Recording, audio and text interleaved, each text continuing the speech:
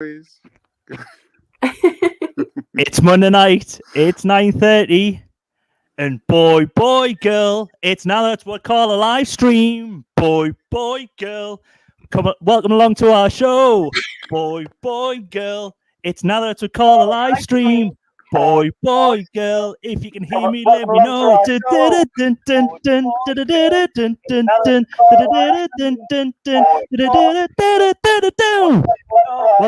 Pathetic.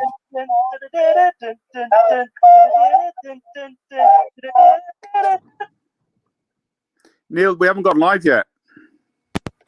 We have gone live. Wow, what an intro. We have gone live. Look at it. Wow, what an intro. Can you still hear us now? Do I need to turn my mic up? Yeah, you need to turn it up a bit. Can you hear us now? Hear me now? No, a bit more. What about now? No, you're still the same.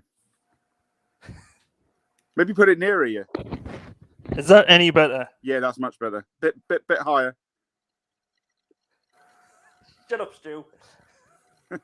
You know, you do sound really quiet. I've already lost a viewer through me singing. So, welcome everyone. Welcome one, welcome all to now to a call live stream. I am joined nearly sometimes with Stu down here with his protest banner, which is wrong. Lies. And we're joined by another special guest this week. You may have seen him in the chat, hitting every song which is on here. Not true. 90% of the songs which are on here, it's Bad One Susan. I'll go for that, yes. Hello, thank you for inviting me on. Also, we have Whitty the Clicker joining us, and as always, we have Colin the Clipboard.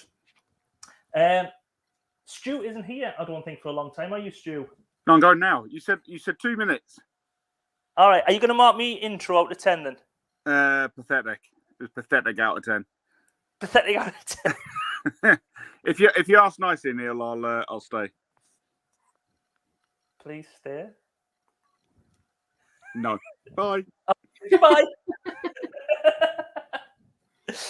Stu's only here for a short time because he has got lots. He is shaping the future of the Scottish dole queue at the moment with his marking of exams. That's not a slant on his teaching, by the way. But yes, welcome all. And like I say, welcome again, Susan. So how are you? Oh, I'm very well, thanks. Raring to go after last week's delay. You know, we were all ready last week with all our homework done. So sorry, I must apologise. We were all very busy. But yeah, I'm great, thank you. And I've put my Fiona picture on just for you because I know how much you love cats. Them shitting in my garden. I know. There's about 8 turds out there at the moment. So, yeah, but we're going back again to the second part of now 12. I think, Susan, if you say hello to the people in the chat for me, seeing as though Stu's done a runner, whilst I just set up the slideshow for everyone. And I think you should put your other mic back on because you're still really quiet. Am I? Oh, goodness, I've never done this before. Hello to everyone in the chat. Hello, Lainey. Hello, Nia. Sharon, hello. Who else is here? Michelle, hello. I don't know what else to say. Blissful. Oh, no, Nick and Andrea. So Nick's in. There might be a bit of Depeche Mode content later. Oh, yeah. Just Nick. And who else? If I've missed anyone, say you miss me. Oh, no, I'm not Carla, but say you miss me. I can't see anybody different. Oh, Lex is there. And Ian, did I see Ian? J Vintage. And another Ian, Tat Doctor. I think that's it. I don't see anybody else who I might have missed. Yeah. But welcome everyone. If you missed your out, letters on a postcard to Susan. Not me. Yeah, send me all the wrong way, isn't it? Send me all the postcards. Yeah, send us a postcard. It's nice to have post. Like I said, we're going back again to July 1988. I don't ask ladies how old they are, but roughly how old were you back then? What was it? 1988. 88. Yeah. Oh, I'm not going to tell you how old I was, but I started university that year, so there's a clue for you. Right. So yeah, I was a teenager through a bit of the 80s or most of the 80s, and it should really be my era, but it's not. 90s is more my favourite era. So yeah, I think we find that with a lot of people at the moment. 90s. Yeah. I know Aid wants to come on. He said about 90s, and I know Andrea wanted to come on with Nick, and she's saying like 90s. So I think 90s will be the era, and that's where my music like. But I definitely memories wanted to come on for this one because there's 4 or 5 tracks that I really love on this disc. So I didn't want to come on and just hate everything as usual. So that's why I chose to come on for this Now 12 disc 2. Well, we'll get to the first song, which I think you will like because you are a massive. Who did you call them? Whovians? What you call it, Doctor Who? I don't call myself a Whovian. That's Ponzi. I don't like that. And I don't remember Whovian being a thing back in the 80s when I loved Doctor Who back in the 80s as well. And I don't remember that terminology back then. Maybe it existed when I wasn't aware. But no, I'm not a Whovian. I'm just a Doctor Who fan. Yeah. Okie dokie. So you will know this first song by the Time Lords, Doctor in the Tardis. Yeah. Did you buy it? I didn't buy it. I wasn't a huge buyer of music, but I did like it back then. But I think I love it more now than I did back then, just for the nostalgia factor. And I love the video as well. The video is fantastic. Well, you see, I can remember this from back in the day. Yeah. And I don't know if my sister had this on 7-inch single or not. I don't know. I know she had a few KLF ones because the Time Lords went on to become, or they were KLF. And I think this might have been a side project. Yeah. And I'm pretty sure my first 7-inch single was, which one was it? I think it was, it's between 3 things. It's either MC Hammer, Too Legit to Quit, MC Hammer, Adam's Family, or KLF 3, what was it? 3 AM Eternal. Yeah, that's the one. Yeah, I love KLF. And it was one of them 3. So it's either a really cool, saying that MC Hammer. Yeah, go for the last one. Go for the last one. So I don't know how people have said never seen an episode of Doctor Who. Michelle, you're not missing anything. You're not missing anything. You've missed out, Michelle. He tried to put it in the banish bin. I've still not forgiven you for that. Oh yeah, I did try to put them, Star Trek or Red Dwarf. I don't know which one ended up in there. I think it was Star Trek. Because I chose Red Dwarf of the 3, but it didn't win. Star Trek went in. So yeah,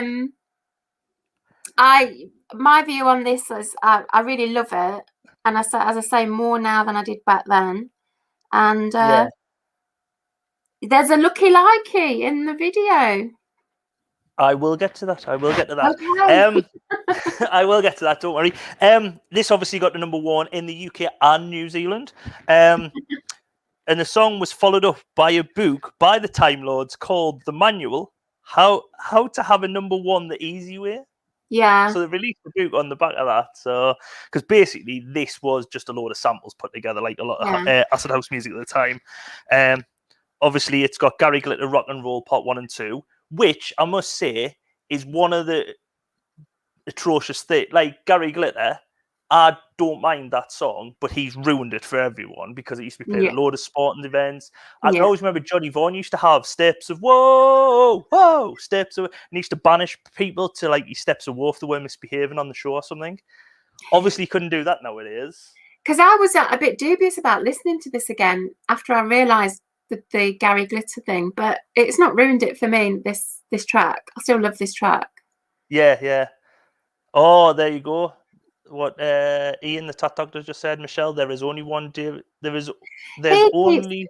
He doesn't know much about Doctor Who. To be honest, he just seems to be a David Tennant fan. So don't listen to him, I Michelle. agree with Ian, though. I agree. Don't listen to. Yeah, but most non-Doctor Who fans say that they don't know the whole breadth of Doctor Who. Anyway, let's not talk about that. But yeah, don't listen to Ian. Michelle, watch right from the start, 1963. Yeah, so obviously it's got the Gary Glitter the Gary Glitter sample. It's got Doctor Who theme tune in there. Blissful Sin, they still play Doctor Who in the Daleks, in the Tardis, Doctor in the Tardis on the Top of the Pops rerun, so that should be okay. It has the Dalek sounds of Exterminate. Sweets Blockbuster, and it does have Harry Enfield's Loads of Money as well, which I didn't know until I was researching this, where it's like, you are. Yeah. I didn't even realise loads I didn't notice that either. Yeah, I didn't realise that. Yeah, but that's it. But getting onto the video, it only cost £8,000. You can sort of tell when you see some of the special effects, mind. No, what are you saying? This video is fantastic. It's better than any Bananarama video we'll ever see. It's not as good as the next video we're going to come on to after this. Oh no, it's much better. Guaranteed. Than that. It is guaranteed. Sabrina is the best video. No, it's not. By the way, if people want to get comfortable, because there's a good half an hour on Sabrina in the video coming up, so don't worry. That's why I was pretty much delayed from last week and I wasn't ready because I had a lot of watching to do. But yeah, it sees an American police car, this car here, which KLF called it the Ford Time Lord. Oh, it was called the Jamsmobile when KLF were in it. I can't see your pictures. Am I supposed to be able to see them, or? Yeah. Oh, hold on. My screen's not sharing, is it? I wondered if I needed to open the YouTube screen because I can only see you and me. Oh, I've got the other screen up, and I can. Right, stop sharing. Share screen. Sorry about this, people. Share screen. Share. There. Can you see it now? Yes, I can. Michelle said she felt assaulted by the first two videos for different reasons.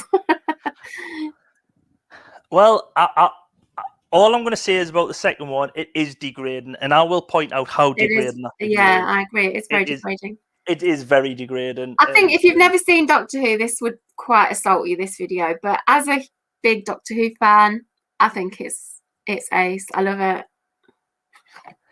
So yeah, this was the Ford Galaxy. Sharon's even said it's a Ford Galaxy 1968.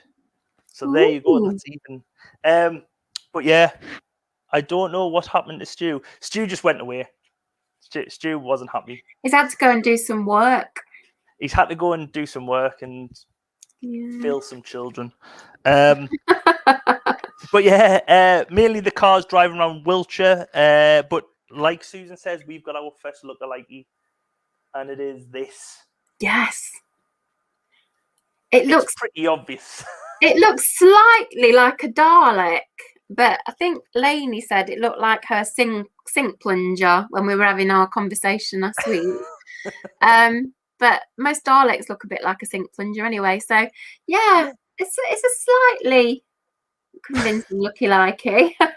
yeah. But don't original Daleks, isn't that a plunger on the front though? Wasn't that what it was made of? Because the BBC Cops Department had no budget. It was actually, yeah. I don't know. Probably. Yeah. But this was really basic, because if you have a look at this, you can see the man inside. I know.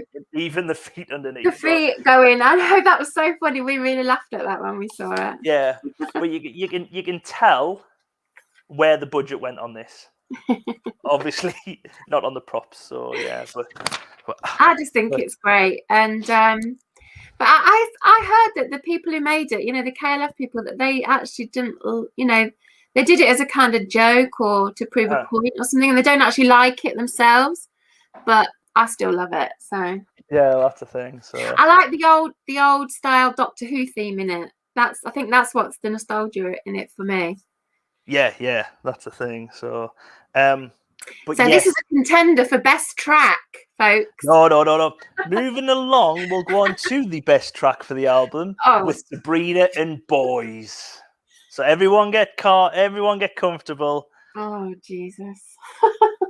There you go. See, did you know that fact about Lex? Her friend Lauren is the great niece of Terry Nation, who invented the Daleks. Wow. That's a nice claim to fame, yeah. I've heard of Terry Nation, yeah. See, Nick's that excited he can't even type properly. My best track, I think he's trying to put favourite there. But yes. Yeah, Sharon has just said what we kept calling this track when we were doing the homework. Tits, tits, tits. Because that's basically all it is. Well, we'll get on to the music video in a second. We'll talk about the song first. Okay. The music video needs its own live stream in itself. But yeah, I don't even know what I wrote down here. Think we have yes, I wrote it down. I think we'll have a winner and there's no need to go on. There's no point in going on. I think this will be the second and last song because this will be the winner, obviously, of the live stream. Excellent song, even better video. That's all I've wrote down. So, okay. Yeah. Shite song, degrading video. I agree with the degrading video, and I'm going to get onto that. It's very sexist. I mean, my comment on the video is that poor Sabrina. I mean, I don't know how old she is now, but she probably got older and had quite bad back problems because I noticed that she had a very bad swimming technique. You know, the head out of the water swimming technique. That's not how you should swim for a good back. You should have face down in the water, Sabrina. And I hope you didn't get older and get a bad back because of it. She might have had surgery like with some other parts of her body, I think, when she got older. I mean, the video looked like it was somebody's camcorder footage from their holiday. Well, getting the kids to go. Move over, kids. Move over. Yes, just stay there. I'm just going to take a photo. The women in the sun lounge next to them. The budget was less than the Doctor Who one, and that's saying something, isn't it? So yeah. Actually, Brum Reseller had a 7-inch single of this the other day, and I commented, "Oh, it's going to be on the live stream." It was right next to me. He was like, "Yeah, I've kept it there. Nice Norks." So that was his review on it as well. So. But it got to number 3 in the UK, and it was the 35th best-selling song in 1988. It got to number 1 in France and in Switzerland. But like we say, the music video isn't perfect, as we'll come on to now, because first off, we have this bit here. It's not so much Sabrina in the front I want you to look at. It is the man in the showers in the background. Yeah. Obviously, is just getting sexually harassed here. Look at the strip of it. I know, we saw that. It's an assault. They're making him take his clothes off. And I understand where you're coming from, saying this is degrading. It's just like an assault on a man there. And that's just the first bit, because next up, we've got this young girl in the pool here, fully clothed and everything, got a nice top on and everything. Mm. So she's not showing anything off. No. Go on to the next bit here. Sabrina diving into the pool, but look behind, Bobby Bulge there, topless, got nothing on up top, just with his little budgie smugglers on, and it zoomed right in as he's got his legs akimbo. I mean, sorry, it is so sexist, this video. It is terrible. It's degrading to all concerned, all involved. Well, Sabrina's there with a lovely little dive. She's going to pull into the pool, and look at, like, I must admit, them two blokes do have one of the best views in the hotel room. The smile on his face says it all. Bobby Bulge is the happiest man at that holiday resort. Lainey says that Sabrina has got Grant and Phil Mitchell with her. I thought it was Right Said Fred, but it could be. It could be, yeah. Blissful's just come in with at number 3. This isn't the highest charting Italian disco track in the UK. That honour goes to Spagani's "Call Me" from the previous year. Oh, I don't know if I know that. I do quite like Italian disco, though. Not just because of the videos, the music. I do quite like this, like, cheesy Europop music. But yes, like we say, there I've even pointed out his crotch, what it is focusing on. It's blurry around everywhere. It's focusing on Bobby Bulger's crotch there. So yeah. But yeah, I bet all you thought I was going to focus on this bit. But I've covered them up for safety Oh, look, reasons. 2 puppies. Cover up pups. I bet all you thought I was just going to show a bit of nipple like this, but no, we've got cover up pups. Yep. There was nothing to see there. Nothing to see. I noticed that she seemed to be pulling down that cozzy in a few scenes. I think it was done in reverse myself. She was kind of like pretending to pull it up, but at least one scene she was pulling it down. Was that not just reverse? She was pulling up the way. Oh, just reverse, and it looks like you pulled it down. Anyway, So it's very, very badly designed swimming costume because it kind of shrinks in the water. Yeah, but yeah, like people are saying, this is degrading, and Yeah. like there he is again, Bobby Bulge, terrible. I feel sorry for that old man now. Hopefully, he'll rest in peace. I don't think he's no longer with us because considering this is like 30 years old and he looks like he was, unless he's had a hard paper round, let's say. Big balls. Bobby Bulge, yes. This is your contender for best track, is it? Oh, I love this song. Really? Why do you think I've done the intro? The intro just... But this song, it's a massive earworm and you do get it in your head. It is, because after we did our homework session, both this one and the next one were in my head for days. So yeah. It is an earworm. Because you're always just going dun dun dun dun, yeah. dun, dun, dun, dun. So yeah. Anyway, have you had your fill now, Sabrina? Can we move on? Yeah. Oh, I just bumped my nose. Yes. That was Sabrina. Yeah, best video of all in our albums, and then best video as well. I don't know. And then we move on to Bananarama. Oh God. Do you want to explain that comment? Well, if you've ever read any of my sidetrack comments, you'll probably sidetrack comments. You'll probably have realised that I'm not a great Bananarama fan. I like girl bands. I like a lot of girl bands, but I never warmed to this lot. They always seem very dead behind the eyes. I'm going to say the same phrases I always say. They're dead behind the eyes. They're mediocre singers, mediocre dancers. And they just seem to turn up 5 minutes before the video and just slap another video out and take their money and run. That's my view of them. And they've been very successful in doing so. Yes, exactly. Good luck to them. But it's not my thing. It's not my thing. I do think this is one of their... I would say this is like one of their better known tracks. It's sort of one of their... How would you say it? Like a headline, like... Yeah, I mean, to be fair, the song isn't that bad. If only they weren't singing it. That's my view. The song is okay. You know, it's a nice kind of like. But it does have the generic backing track from Stockake and Waterman as well. Yeah.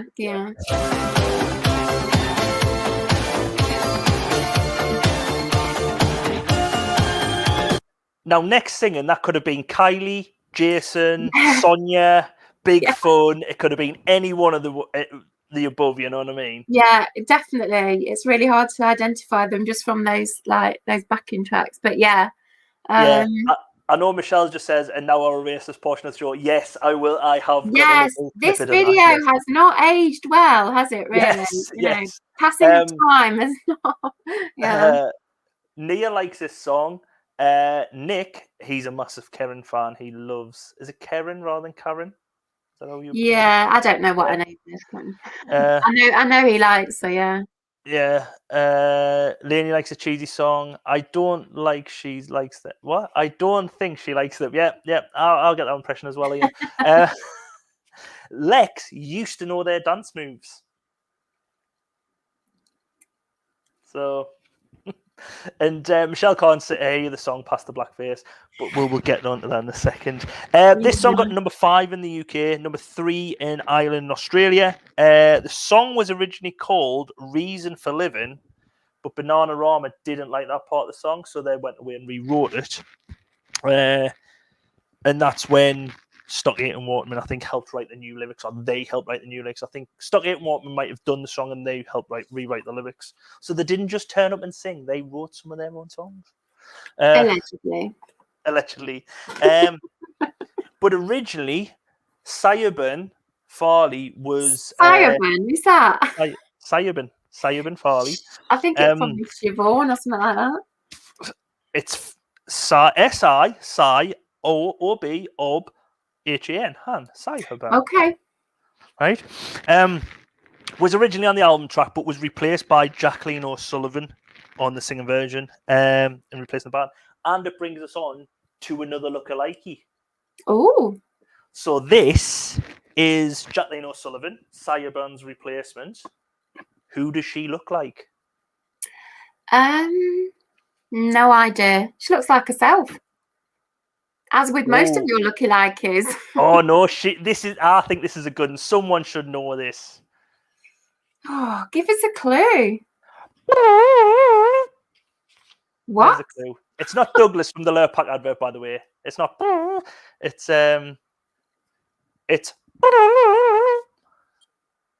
Is somebody playing a trumpet? Yes. I don't know anybody. Trumpet. I don't know anybody who plays a trumpet.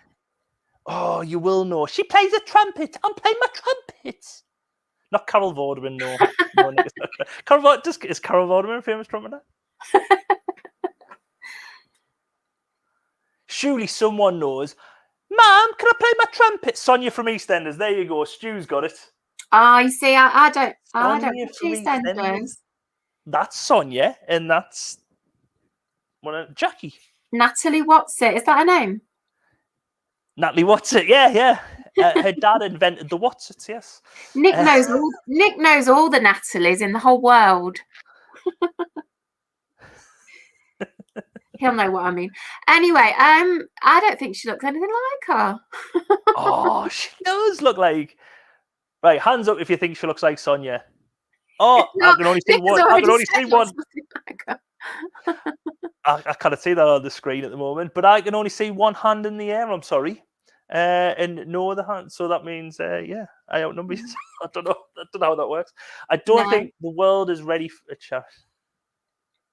Well, I'm missing chatty. It's going. I am on live chat. Right. But yes, that was Bananarama. Again, we are on to another sexist video because the lasses are dancing around fully clothed, but yet again, the men are in the underpants. So we've had Bobby Bulge, now we've got Barry Bulge, and like you say, it hasn't aged well because another degrading video to men. So there you go. I didn't spot him in the video. You got to rewatch it now, haven't you? No, I don't think I will. All right then. But yeah, yes, is what I think you were talking about, Michelle. Yeah, you see, they dress like the Supremes, and at first I was like, "Is it just because they've got dark hair?" And I was like, "No," because the one in the middle is very fair skin. They've definitely got something on their skin that has made them slightly darker. So I don't think this has aged too well, and they probably meant it as a tribute to the Supremes, and no offense intended, but yeah, it's probably wouldn't be repeated today. Let's say it like that. If they'd done a comeback to it, I don't think this would be one of the stage costumes. Yeah, exactly. Yeah. But yeah. And now... right. On to something a bit better. I was going to say, what is your take on this? Because it is like cheesy pop, but... Well, obviously I remember this one. This was massive at the time. And at the time, back in 1988, I absolutely loved this. I thought it was fantastic.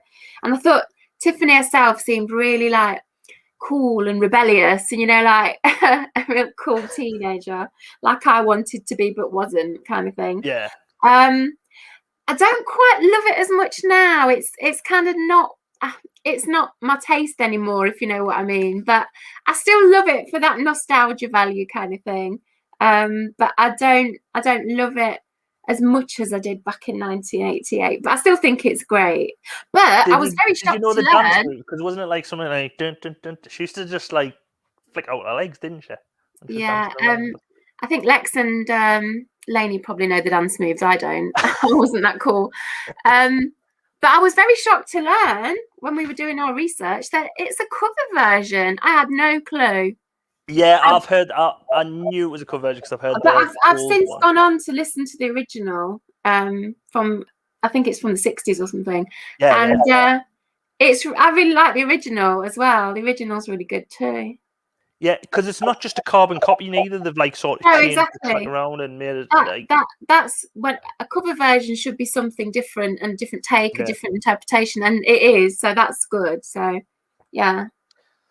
Yeah, Michelle's just saying compared to Debbie Gibson, she had absolutely no help. She did everything with jeans, denim jacket, and talent. Yeah, because that was like the first Britney, Christina Aguilera rivalry, wasn't it? Like Tiffany and Debbie Gibson. I never liked Debbie Gibson. I always preferred Tiffany. Tiffany seemed the cool one, you know. I couldn't name you a Debbie Gibson song. Exactly, neither could I, but I could definitely recall this one. Yeah. Sharon says her son listens to this.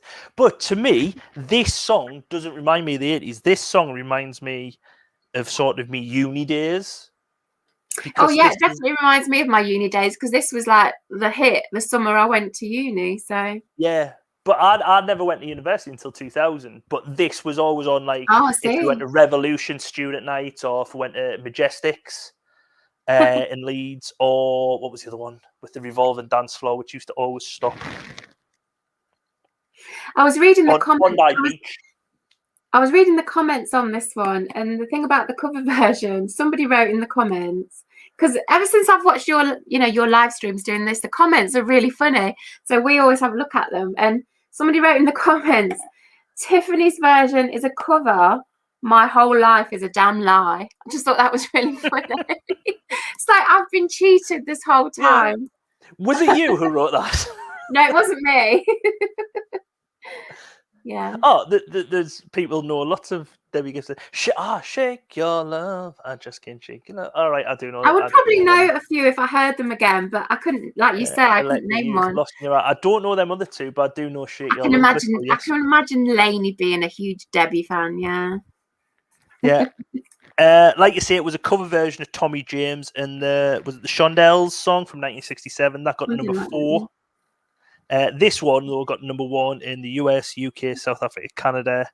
It was the 5th best-selling song in the UK in 1988 as well. Yeah, I can imagine. Yeah, because it was really big that summer. I remember it. Yeah, I'm positive we must have went to Butlins or Pontons this summer because this song does remind me being at like a holiday camp somewhere and like I think it just reminds me of my very early days at uni, getting to know everybody, and yeah, this song was always in the background. But in America, the song which knocked it off number 1 was Billy Idol, Money Money. Oh God! And that is also a cover of a Tommy James hit. Oh wow! So Tommy James had a good year that year, then. He had a good year. For you, right? He was rolling it. He bought himself a new mansion that year after all these royalties. It was later covered by Girls Aloud in 2006. I sort of can't remember that though. No, I don't remember that actually. No. It got to number 4 in the charts as well, but I can't remember their cover version of it. So I don't know if most people refuse to play it, and I don't know. Probably played the original instead. And it's been covered by numerous artists and everything before and since. However, it is the Tiffany version. Looking at.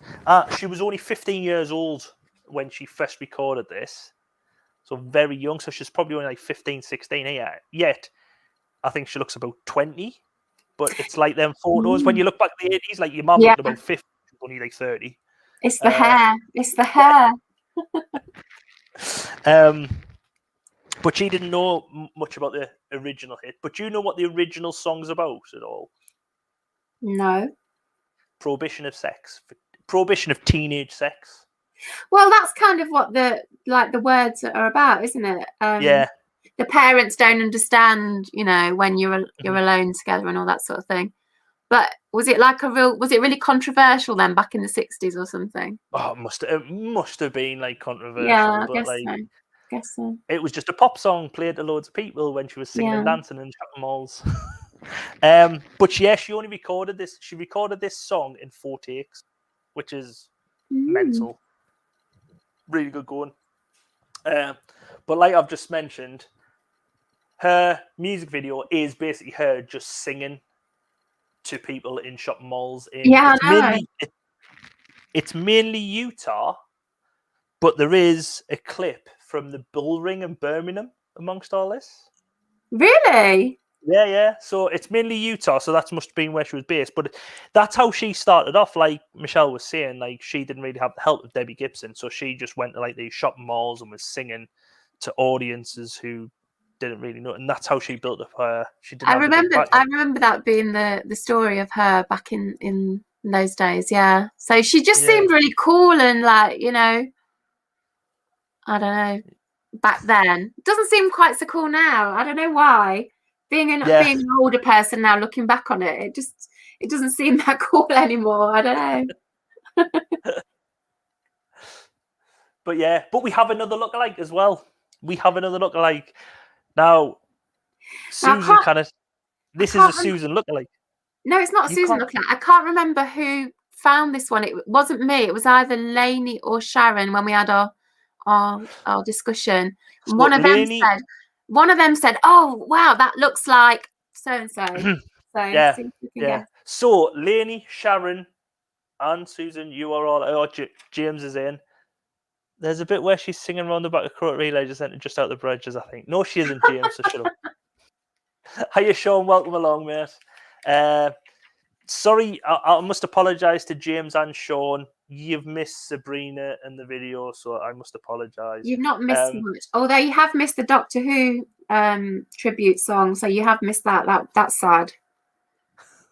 So who is our lookalike here? Come on, people. Lex, Blissful, Sharon, James. Who is this lookalike? See, I think this is a really good lookalike. Unlike the ones you normally pull out the bag, this is a really good one. Nick is getting it straight away. There you go. Look, they got it straight away. Well, I think not that Simon Cowell. More Simon Cowell about 20, 30 years ago. Yeah. I was trying to find a photo, a young Simon Cowell with glasses on. I couldn't find one, so I just got a Simon Cowell with glasses on, yeah. Also, he looks a bit like Philip Schofield. Oh, no. Definitely Simon Cowell. Simon Cowell. Yeah. We actually thought, is it really? It could be Simon Cowell. At first, when you sent us that, I was like, it could be Simon Cowell. Music industry was probably around this time. Yeah. He likes younger women. See, look. Look, the side chat are agreeing. It does look like our lookalikes are better than yours. My son, you look like he was brilliant. Stu got it straight away. And he's only got one eye on this because he's failing loads of Scottish kids. Simon Cowell was married to Sabrina in the... Look, James, why are you making up lies? Simon Cowell wasn't married to Sabrina in the 90s. He dated Sunita, if that's what you're trying to get at. Yeah.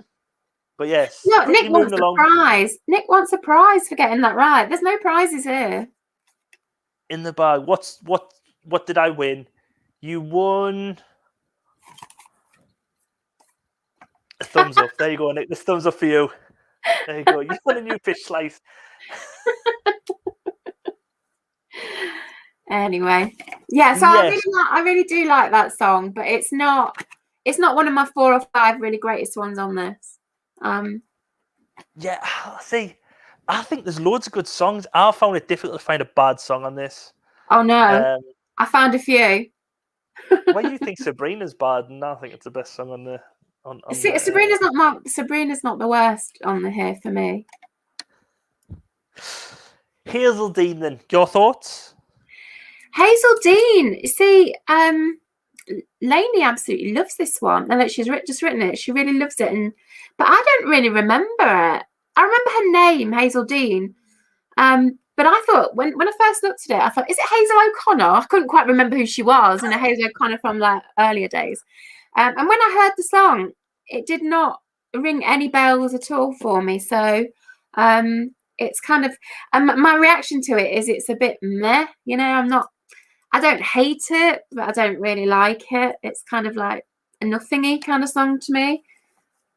See, to me, like I said before, I'm positive we read like Pontons or Butlins this year because I didn't like Who's Leaving Who. I was like thinking, isn't this a song we've done a couple of like Jellybean, whatever he's called, a couple of discs ago or whatever? All Because right. he had a song like Who's Leaving It, and I was like, is that just what they've done? Like, is she just covered that song? But then when I listened to it, I went, no. But this just takes us back to like. It was either the red coats or blue coats on stage. The girls dancing around doing like a song and dance to this. You know what I mean? Sounds like you had a great summer holiday that year.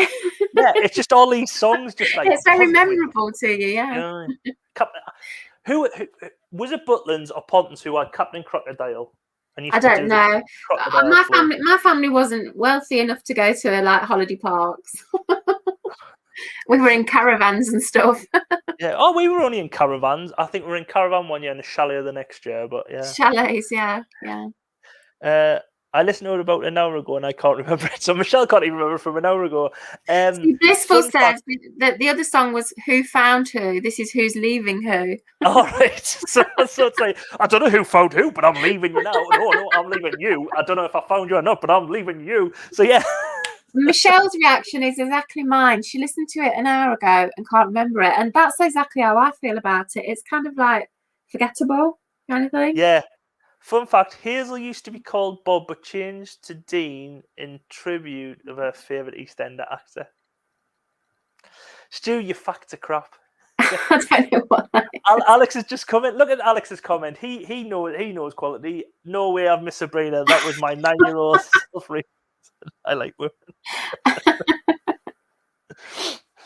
But yeah, this is your typical Stock Aitken and Waterman trap that like it sounds from the very beginning. Well, actually, the first verse could have been, when I listened to it before, it could have been either like steps or just the way it was a bit like there was something in your voice. Da, da, da, da, da, da, da, da, da. I don't know if that's step or scooch or something, but it could have been that. Scooch. It was just. Don't you think that Hazel looked extremely uncomfortable in the video? She looked about 20 years older than the other people. Everyone else at the party. And her dancing look was really like stiff and uncomfortable. And she looked like she couldn't wait for it to be over, kind of thing. She was around for long, Sean. Her last song was in 2019. Wow. This song got to number 4 in the UK, number 2 in Ireland. But again, it was another cover of a song. It was originally sung by Anne Murray. If James is in, that's not Anna Murray, who we went to school with. It's Anne Murray, a Canadian singer. But that song never had a big hit. It got a 93. It got a 93 in the Canadian charts, and that's the only place it charted. But then Stock Aitken and Waterman just turned into gold, like everything around this time. There was a funny comment in the comments below the YouTube video. So there's always somebody in those comments. This is what we've noticed. There's always somebody that met the star, back in the day. And the one in this video was, I fitted her carpets in 1988. I just find them hilarious, the comments that people put on these videos.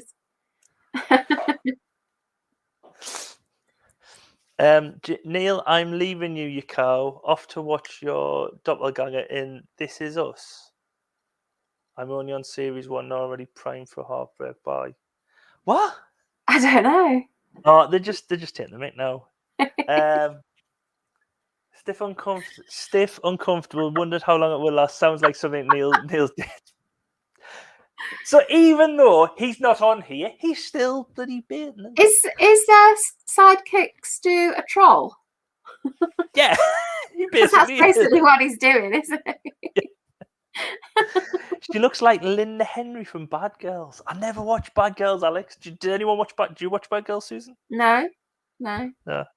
All right. So yeah, but like you said, the music video basically she just sings in front of a load of backgrounds as well. It's like yeah, a black background, like a whitey blue background in a bookcase, and it sort of flits between each one. They're not on. You get motion sickness from this video actually because it like flits between them and this couple arguing on the stairs as well at a party. She looks a bit like Shirley from EastEnders. Sharon's saying, "Ooh, I think it's just the hairdo. I think it's the hairdo on the right hand side because Shirley's still got that hairdo in 2021." But you's lot noticed a possible lookalike, but I think it's actually her. Yes, well, we tried to find out. You've just given it away, haven't you? Yeah. I'm just giving it away straight away. It's probably our best lookalike ever, but because it is actually her. But we weren't. We tried to research it. We looked up Samantha Janus is her name, isn't it? And we couldn't find any reference to her doing this video. But we thought it really looks like her, so it probably is her because it's kind of like the right age and everything. Yeah, she looks a bit like Shirley. Oh, I know who Shirley is. Oh, right. Okie dokie. So Sharon and Alex are talking about the same person because I think she plays Danny Dyer's mum in EastEnders. That's her name, Shirley. So they're talking about the same person. So yeah. So Hazel Dean looks like Shirley. Or if she looks like Shirley, she also looks like the evil woman of Terrorhawks, like the puppety cartoon from the 1980s. But yes, I am positive this is her. But I don't know if ironic's the right word about it, but Samantha Janus, or Samantha Janus, she's now called Samantha Womack now, sang the UK's entry to Eurovision in 1991. All right. And Hazel Dean was a backing singer for her during the 1991 Eurovision Song Contest. Ooh. Whoa! So that's why I think it's her. Reversal of roles, isn't it? Yeah. So, but like you say, I already found that out because I was searching Hazel Dean and Samantha Janus and Samantha Womack, and I was like, I can't find it. Surely it's got to be somewhere. I was looking on her like IMDb, see if I couldn't find it. No, we couldn't find it, but people are really thinking it is her. So yeah. Yeah, I do definitely think it's her. Yes. And Sharon's saying Zelda, laugh my ass off. Yeah, Zelda does look like Sharon. Not Sharon, Shirley. Sorry, Sharon. Sorry. Don't start getting all the names mixed up again, Nigel. Sorry. I'll take a drink to calm my nerves. Right. So, let's have a look. Where are we at? Right, next song. Communards with There's More to Love. I didn't even recognise this song even after I heard it. I don't know if you're the same. Well, I don't remember this one of theirs. And it's not one of their best, but I've listened to it a couple of times and it's growing on me. So all these years later, I kind of like it. And I mean, I really love the words to it, the sentiment of the song and the message in the song is fantastic. It's really heartfelt. I really love the words, and the music kind of grew on me as I listened to it a couple of times as well. So yeah, I like this one. Yeah, well, I don't know if it was because I never watched the whole series, but what's that one? What Russell T Davies done on Channel 4? It's a Sin, where it was like a lot of 80s. Oh yeah, I've not seen that. About, like the gay scene and everything. Lex put me off it because Lex said that it's like really upsetting, so I didn't watch it. Yeah, every time I went in, I thought like something really bad had happened, and Kay was like, "No, it's just this program." So. Yeah, but I really, this one is a grower. I think it really grew on me because it takes about 32 years. Yeah, 32 years later, or 33 years later, it's grown on me. But no, I've never heard it before until doing this in the research for this. So if I'd heard it back then, I probably would have loved it back then too. I think so. It's really good. Yeah. Like I said it isn't too bad of a song. It's not brilliant for me, but. I don't know. Sometimes Jimmy Somerville's voice doesn't do it. There's been one or two of his that we've done, and I thought, oh no, his voice, it's really like It's like hurting my ears. But not in this one. Not in this one. I really like this one. Lainey said a funny thing when we were watching it. She said when he comes in, Jimmy Somerville at the start, he's like on swinging in on a rope. She goes, "Oh look, it's an early wrecking ball," you know. So I thought that was really funny. And I love Richard Cole's in it. He's always doing that dancing, you know, busting them moves. And he's really endearing. I find him quite endearing to watch him doing his dancing. This time he did a bit of Greek dancing, you know, with the arms over the shoulders of the next person. Don't you worry. I have Richard Cole's dance moves down because Richard Cole's dance moves are up there with Paul Young's as the worst of the 1980s. No! Oh, yes, he is terrible. Well, I kind of love it because it's so bad it's good kind of thing, you know? Oh, this is what we're talking about. Look at that. It's so endearing. I love it. Has he been on Strictly yet? That's all I want to know. Did he actually? I think he does. I think he has. I don't follow Strictly, but I think he has been on it. Yeah, I seem to remember. Obviously, not the glitter ball champion then. But this song did reach number 20. It only reached number 20 in the UK. Reached number 10 in Ireland. But it was the band's last single to chart. Oh right. Yeah. So this was the band's last. So this may be why you never heard of them again. I think Jimmy Somerville went solo after this, and Richard joined the clergy. He did. But yeah, this is basically the music video is obviously you get Jimmy Somerville swinging in like Tarzan, but a lot of it's just set to the background. Yeah, Nick's saying he was on Strictly and he was pretty dire. Yeah, is this not some clues though, Nick? Oh, I love it though. I think it's funny. But yeah, so yeah, so that's all pretty much I've got to say on that. And then do that. But yes. Oh, before we move on, I have just got something to tell you all. just a personal thing. Just something popped up here. It popped up the other week. So yes, just like to I just put that in for some unknown reason. Just showing off. Okay. I was going to do a silly joke with Stu, but obviously he's not in. He's not even in the chat. He comes in, calls and buggers off. But yes, don't start your silly jokes with me. That's all I can say. I need to change the things over. Right. Next up, we have Jermaine Stewart. Get lucky. Jermaine again. Yes. He's popped up a few times, isn't he?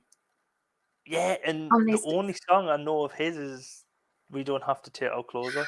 Well, that's what I was going to say. I can only ever remember that one of his, and I didn't like that. I really didn't like that song. However, this one, again, I don't remember it at all, like the Communards one. And when I first listened to it, I didn't like it. But I've listened to it a couple of times now because you've made me like do the homework again because of missing last week. And I kind of like the chorus a bit. It's kind of catchy. So this is another one that's kind of grown on me. Maybe I should listen to these songs a bit more and I might like a few more of them. Do you know something? You know when you said you listen to the song, this is another one which was a bit of an earworm for me. Oh, right. At the moment, I kind of think of how it goes. But when I listened to it, I was like, yeah, I'd done me a bit of research, done all the slides and everything. And I went and I was doing something else and I come back and I was still singing this song and I was like, bloody hell, it's... However, my first reaction to it when I saw the video was, what the F is on his head?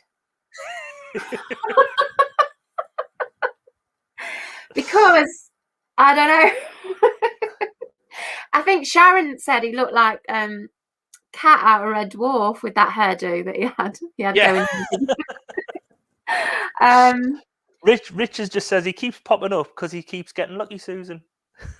But welcome along, Rich, as well. I've just seen you've popped in. Michelle couldn't believe that Jermaine's had more than one song. Alex, yeah, there's no Marillion. I don't think there's any Marillion from now on. But no, Stu's just he Oh, he says God. he's busy, but he's been in here trolling, so he's not that busy. Thank God there's no more Marillion, is all I can say. Stu's a massive Marillion fan now. He's got them on playlists and everything. But I didn't really know this song, but like you've said, I do quite like it. And there's a little bit here which reminds me of Bobby Brown, Every Little Step. All right.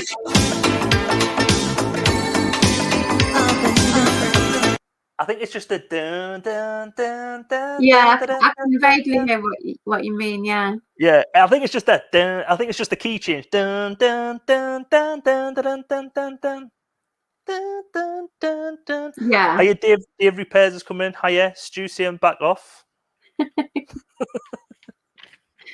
Yeah, Dave Repairs recognised that straight away as Every Little Step. But yeah, like you said, his hair is wow. Well, it's not just that; it's just like a quiff on top. It's like two quiffs. Yeah. It's a bit like on the left hand side, it's like Bram Stoker's Dracula. But meets it's like Bram Stoker's Dracula on the top, but then Party at the back with his ponytail as well. Was this what you modelled your hair on a few weeks ago when you had your man ponytail at the back? If I still had my long hair, I would have come in. I would have curled my hair up and everything. But unfortunately, I've had it cut. Damn it! Can you grow it again? Can you grow it again just to do this? Because that would be epic.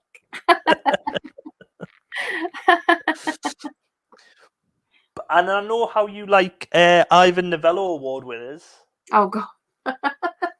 This song was wrote by two Ivan Novello Award winners. That award has been discredited by previous winners that we've discussed. Yeah.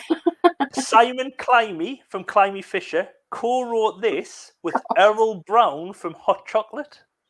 Oh wow! And it's two people I never thought I would like see together. You know what I mean? So it's like whoa. But yeah, it reached number 13 in the charts in the UK. Its best chart success around the world was number 6 in West Germany and Switzerland.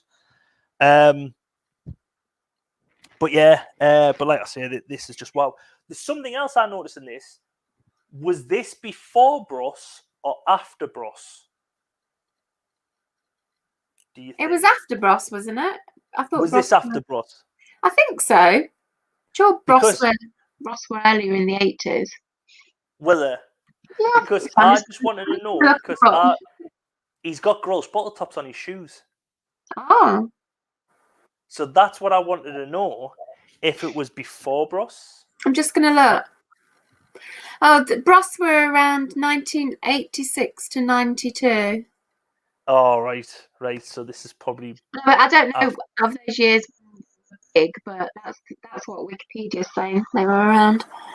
Yeah. So it's kind of the same time as Bros, isn't it? So maybe he was inspired by Bros. Yeah, I just seen the gross bottle tops. And I was like, ooh, did Bros nick the idea from these and pass it off as their own?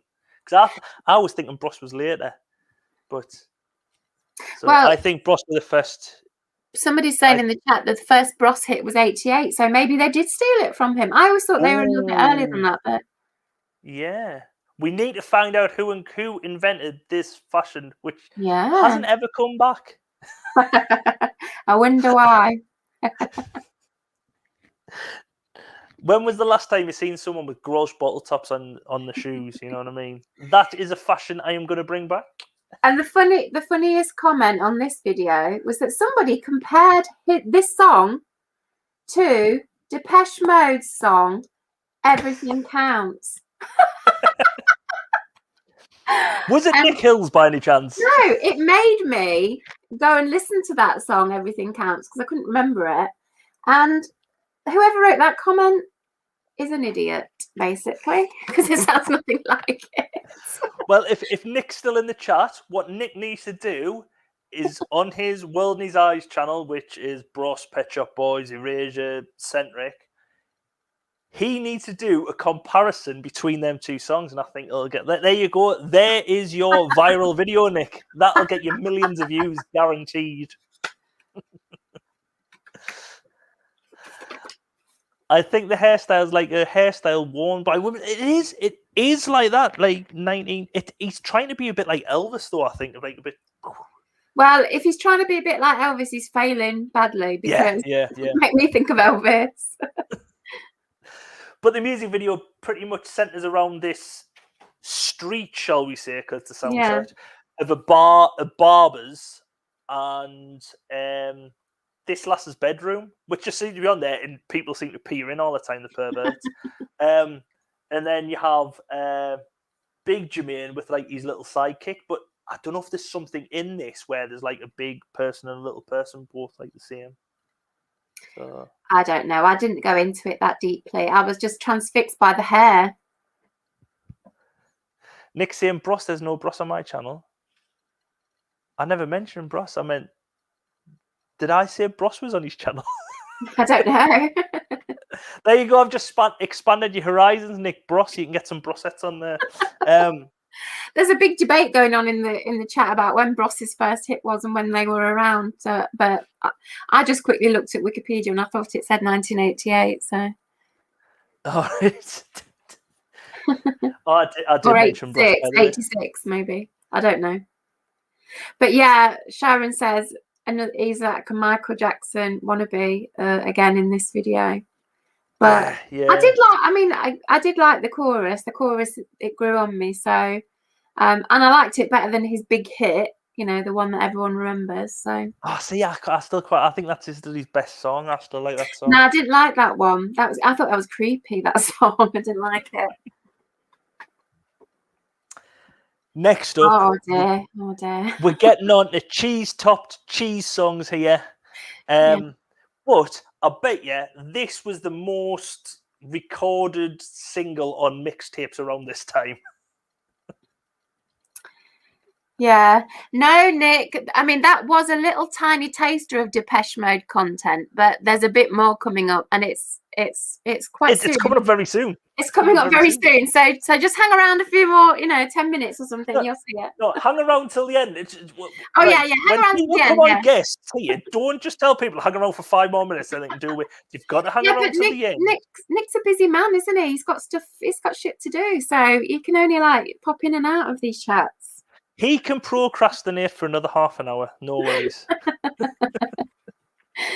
Yeah, Lainey loves this one because she loves cheese. And this is as cheesy as it gets, really, isn't it? This one. Oh, it's.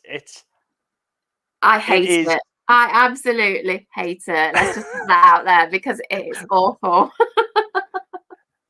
Rich is just saying, Nick sings this to Andrea.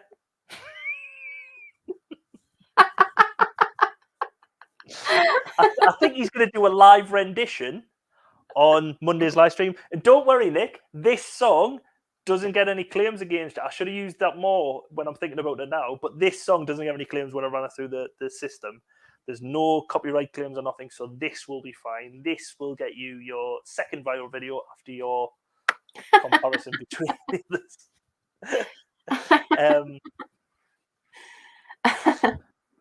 But yeah, this was a worldwide hit though. Number one in I remember it. I do remember it. It was played to death. Yeah, Canada, Europe, France, Ireland, Netherlands, Spain, UK. 6 best-selling song of the year. Yeah. So Michelle says that she said this guy will become either a teacher or insurance salesman. But we looked him up. What does he look like now? And he actually looks like an accountant or a bank manager or something. But I think he is actually a teacher. Yeah. I've got this on the end. I will show you a photo of what he looks like now. Yeah, we did. We had to. But he is, when you search him on Wikipedia, you put in Glenn Medeiros, you put that in, and it comes up, Glenn Medeiros, American educator. Yeah. Not singer. It comes up. It's like, no, I'm not a singer anymore. I'm a teacher. That's a better. And it's just like, yeah. So he's a superstar teacher. Yeah. But welcome, Queenie. I haven't seen you all night. I think I still have the single School of Disco Slow Dance. There you go. Oh, it's awful though, isn't it? Though. Come on, people. Tell me it's awful. Yeah. But again, this is another cover. Cover. Yes, and we went and listened. Well, I did. I went and listened to the George Benson version, and again, I still don't really like the song, but George Benson does a much better version because he can actually sing well, you know. Yeah, but I'm positive. Right, I've got it down here. So originally, the George Benson one was only released 3 years earlier. But the song, right? So Glenn Medeiros, won a local radio competition Okay. and sang this song, recorded it just with like a local independent state record label when he was only 16. And then the record label turned around, or one of the producers of the radio station turned around and says, "You should release this as a single. It's quite good." And he was like, "No, no." So they released it. But the record producer convinced him to release it because he says it could be a hit because Whitney Houston's just had a hit with The Greatest Love of All, which was another George Benson song, thinking, Ah. oh, he'll just release it and it might get him some money or whatever, it might do well. Obviously, worldwide success, number one all over the place. And the song was a success by word of mouth rather than being heavily promoted. And it was basically, I think there was a DJ over from Arizona, somewhere in the mains, because Glenn Medeiros is from Hawaii, and he was on holiday in Hawaii. This DJ from another part of the United States was on holiday, heard it, tracked down the song, and was like, "Can I have a copy?" Took it back to what you call it, the United States. And then, took it back to mainland United States, Arizona, and then it spread by local DJs all the way around. So them DJs have got a lot to answer for then. Yeah, so one DJ, and then it spread like wildfire. It did eventually appear on 4 big soaps in the US by 1988. I think it was something hospital, something The Young and Reckless. I haven't named them down here. But also, it has appeared on Coronation Street in 2015 when Beth and Kirk got married. So there you I go. don't watch soaps, so don't mean anything to me. But yeah, I can't bear it. This is a contender for the worst song for me. Oh, I don't see. It possibly could get it, might not, So, She and Worth It. It was a song, I think. I'm missing a load of chat here now. General Hospital, yes, that was one. It was on General Hospital. Michelle, yes, you're right. I think Brum Reseller's in. Hello, Brum Reseller, if you are in. Totally with you there. Oh, see, Blissful's with you. Blissful's a bit of a dance head, I think, like you, Susan. Yeah, I think so, yeah. But basically, the music video is Glenn in his lass in the pink dress, just moseying about the beach. But I do get flashbacks from this scene here. It reminds me of Harold's on the rocks before he was swept away and come back as Ted in the charity shop on Neighbours. Oh, God. I do remember that. I did watch Neighbours back in the day. But yeah, and that's what just... Because that rock, to me, doesn't look safe. It doesn't, no. I wouldn't stand there. Yeah. So, yeah, it doesn't look safe to me. So, yeah, I was just like, oh, yeah, it reminds me. I thought, because the water doesn't look that calm neither. I was like, oh, it's like bloody Harold. He's going to come back as Ted. But yeah, as you see at the end of the video as well, here they are arm in arm watching the sunset go down. And actually, at first I wrote watching the sunset go down, not just watching the sunset go down on the day, but also his career, because I thought he was just a one-hit wonder. And I had to then change the line because no, it was probably on their relationship because he did have another top 20 hit with a song called She Ain't Worth It. So it was probably her. So nothing's going to change your love for you, but she's not worth it. And I think someone mentioned, he had a song with Bobby Brown, which was a number one. I think that was number one in the United States. It was a top 20 hit over here. But yeah, I thought he was just a one-hit wonder. See, I know nothing about him other than this song, and that's more than I need to know, really. Do you know his lookalike? So who is Glenn Medeiros' lookalike? This lookalike, he was my discovery, and I think he looks so like him. Come on, people. Sharon and Lainey can't say because they know, but everyone Nick might else know, shall we say?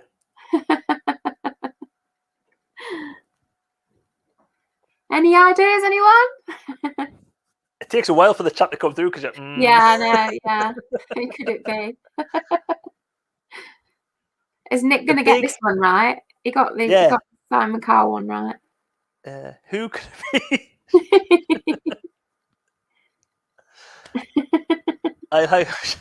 Nobody's got any clue. Josh? It's not Josh. Is it Josh? Not John Travolta.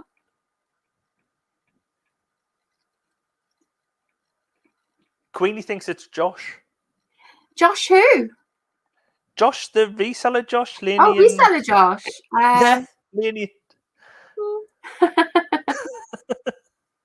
Guy from Gremlins? I don't know who that is. Oh, yes, I can see that, Alex. Yes, the guy from Gremlins. It isn't, but I can see that, yes. Well, the clue, Laney says, give us a clue. The clue is that Nick should be all over this one. Nick is obviously doing some work. Nick, stop doing work and procrastinate. He's gone off. Come back and procrastinate, Nick. Come on. He's gone off to serenade Andrea. I think you might have to tell him. There. It is. I don't even know. Dave Gahan. I think it's Gone. I think it's Dave Gone. I'm not sure, but I think I've heard Nick say it that way. Hey, look, well, I separated at birth or what? Wait, Gone in Sunderland talk and like Macklin speak is I'm going somewhere. Oh, he's back in the room. Too late, Nick. He's your Depeche Mode content. Hey, look, they're all saying, "Who is it? Who is it?" That just proves my point. The Depeche Mode are very niche. That not many people like them. Look, he's been triggered now. This young chap here on the left is the lead singer of that dreadful band Depeche Mode. Dave Gahan. Dave Gahan is if he's Dave not from Gahan. I think he's the lead singer. I've seen him doing the singing anyway. Whether he's the lead singer, I don't know. But yeah. That came to me in a flash of inspiration that it was him. And Laney and Sharon agree. Separated at birth. And for anyone who's wondering what Glenn looks like now, he's Mr. Medeiros. He looks like a bit like Chandler Bing. No? Who's Chandler Bing? What's his name? Chandler Bing is not Matt LeBlanc, the other one of Friends. Oh, I don't. I've never seen Friends, so it doesn't mean anything to me.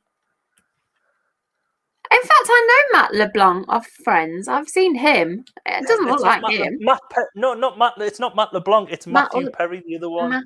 Matthew Perry. Yeah. Was he in Friends? Oh. Yeah, I think so. I don't know. Yes. It reminds me of him. Anyway, he's a Chandler Bing. Now you are taking the P. Oh, somebody says Matthew Perry. Yeah. He does. He looks a bit like Matthew Perry to me. No, but back in that video, he's definitely Dave Gahan. In fact, I think that's Dave Gahan's like other career. That song. That's why he made it famous and moved on to the best. And he's just an imposter. Yeah. Every time you see a Dave Gahan, I just think of some like proper Mackham person because it's like, oh, I'm gone here, I'm gone there. I mean, I'm going here, I'm going there. Dave's gone. Dave gone. Where is Dave gone? Dave gone. Where is he going? Anyway, let's move on to S Express. Oh, now we're talking.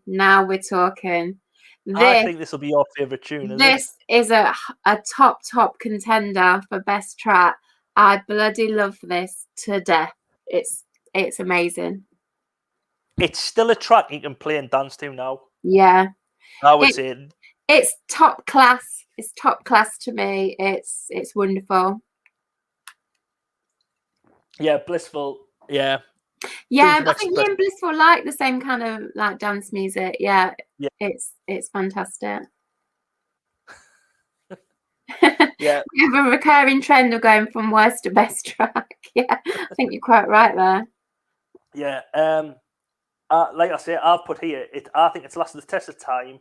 Because some early house music, you play them now and you think, oh, I can appreciate it for what it is, but it's aged a bit. Yeah. This one, I don't think it's it. No, has aged a bit, but it still sounds current. It still sounds fantastic. Yeah, and I've still got it on. I think for me, the test of the time is that I've still got it on playlist, and I do listen to it. So yeah, I think it's fantastic. Yeah. But you don't have Glenn Medeiros on playlists? No, there's no room on my playlist for him. But when I was listening to it, I only realised it had the lyrics "suck me off" in the middle of the song. Does it? Yeah. I was listening to it and I was like, it's got "suck me off" in the middle of the song. It's just like, I think we missed that.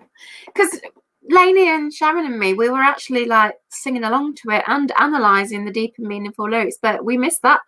We missed that bit. Wait, I was listening to it and I was like, no, it hasn't said that. Now, like, it is the one linked below, and I was like moving it back and listening to it, and I was like, it does. It says "suck me off." Are you going to play it, or is it? I cannot play it because this is the one which would get us blocked, unfortunately. Oh, Blissful's saying it only says it on the 12-inch version. Well, So maybe the 12-inch version I've got linked below. But yeah, this was another big hit all over the world. Number 1, Canada, Belgium, Europe, France, Switzerland. It was number 1 in the US dance chart and obviously the UK. 19th best-selling song in the UK in '88, but the 6th best-selling song in the whole of Europe. So, wow, yeah, rightly so, because it's fantastic. Yeah, written and produced by Mark Moore, house music legend, and also Pascal Gabriel, who also was part of Bomb the Bass from a couple of discs. I think now 11. I think he was on there. He's also co-wrote and produced for a number of different acts. Kylie, Dido, Goldfrapp. So he and Will Young. He's even done stuff for Will Young. Will Young. I think I better leave right now then. Hey, yeah. But like a lot of house tracks around this time, used a lot of samples. Most notably, Rolls Royce. Is it Love You're After? Because it's like the down. Well, it's not the down. That's from Rolls Royce Loves It After. And I've got the Hots for Yous from TZ's song. I don't really know that song, but it's I got the hots for you. Bum, bum, bum, ba-dum, bum, bum. That's the thing. This song, you can just do a line and straight away the song's in your head. Yeah. I think that's how good that song is. This is an earworm, but it's a good earworm. I don't mind having this, singing along to this. There was an alternative mix released exclusive for the US with some new samples replacing some original ones. Well, we've seen that on, I think it was Bomb the Bass on one of their tracks, where samples were able to be used in the UK but couldn't be used in the US, or vice versa. In the line, Drop That Ghetto Blaster is from a song called Tales of the Taboo. Drop that ghetto blaster. Dun, dun, dun, dun, dun, dun. Oh, just a one line, and I can just. I must say, I love this song. I do. Whenever I listen to it, it's just it takes you so back, and it's fantastic. I love it. I haven't got a bad word to say about it. It's not like me, is it? Yeah. Off the floor. 2012, The Guardian named it the number 51 in the top 100 number ones of all time. So that shows you how it stood the test of time. Hi, PvP, for coming in. Hi. Dido, thank you, has been an earworm today. All right. I don't know if that's what Pascal worked on, who I've just mentioned.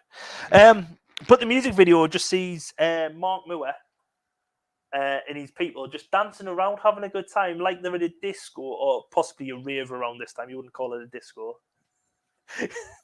Let's go to the disco. Let's follow all these cars. Disco is 70s. To be honest, disco for me was the late 90s, because you'll find out in a couple of songs' time why. Okay. But yeah, but it was like them dancing around in like sort of a rave, intercut with your stock footage of spaceships and spacecrafts and everything. Yeah. It was very So- psychedelic, the video, I thought. Yeah. I think it's got a lot of 70s vibe to it as well, with like the big hats and the flares and everything. Yeah. So, Yeah. but now we're moving along to Salt-N-Pepa Push It, Yeah. or what I like to say is the Labour song. The Labour song. Not Labour is in like Neil Kinnock. Well, it would have been Neil Kinnock around Neil Kinnock, Kinnock. Tony. Yeah, when Neil Kinnock would have been leader, I think, around this time. So Neil Kinnock, Tony Blair. Who's the leader now? Whoever the leader is now. No, can't remember. Keir Starmer. That's There it. you go. Yeah, not them. Labour is in pushing the watermelon out. Because I wanted to make like a mix, like a mix CD when we were having our eldest child, Mini Nem. And Mini Nem.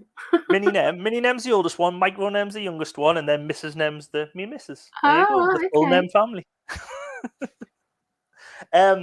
So I never got round to it, but it's possibly a good thing, because after 36 hours in labour, I probably wouldn't have liked this song and all the others on that disc. So, so 36 hours in labour, I wouldn't have liked this, but I do really like this song because it doesn't just remind us of thinking about making a mixtape. I used to have best Salt-N-Pepa's greatest hits on a cassette. I think I've even still got it in my loft somewhere.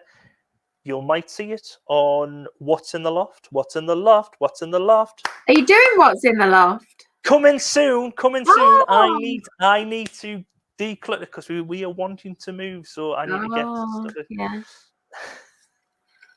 Yeah. Anyway, I absolutely love this too. It's absolutely fantastic. I love everything about it. I love the song. I love the video. I love the outfits. Love it all. It's great. Blissful saying it used to be an advert for Impulse body spray, but in the late 90s, early 2000s.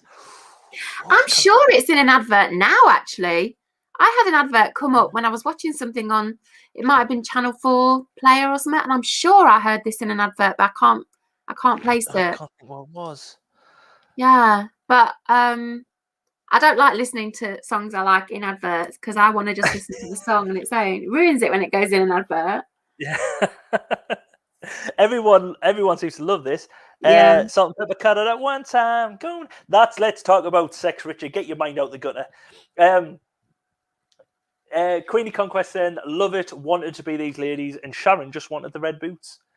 Nia says the second best one on here, and Sharon just wants to dress like Salt-N-Pepa. There you go. She wants the thick gold chains, I bet you, as well. Yeah, they were cool. They look cool in that video. They look great. And they did some fantastic moves. Like, I don't know what these moves are called, but where they fall back on their hand and push themselves back up and all that is fantastic. Well, I used to do that. You'll find out in a few. You can do that. Can we have a demo? Can we have a demo right now? Full screen, please. Well, even if I'd done full screen, you would just see it disappear off camera.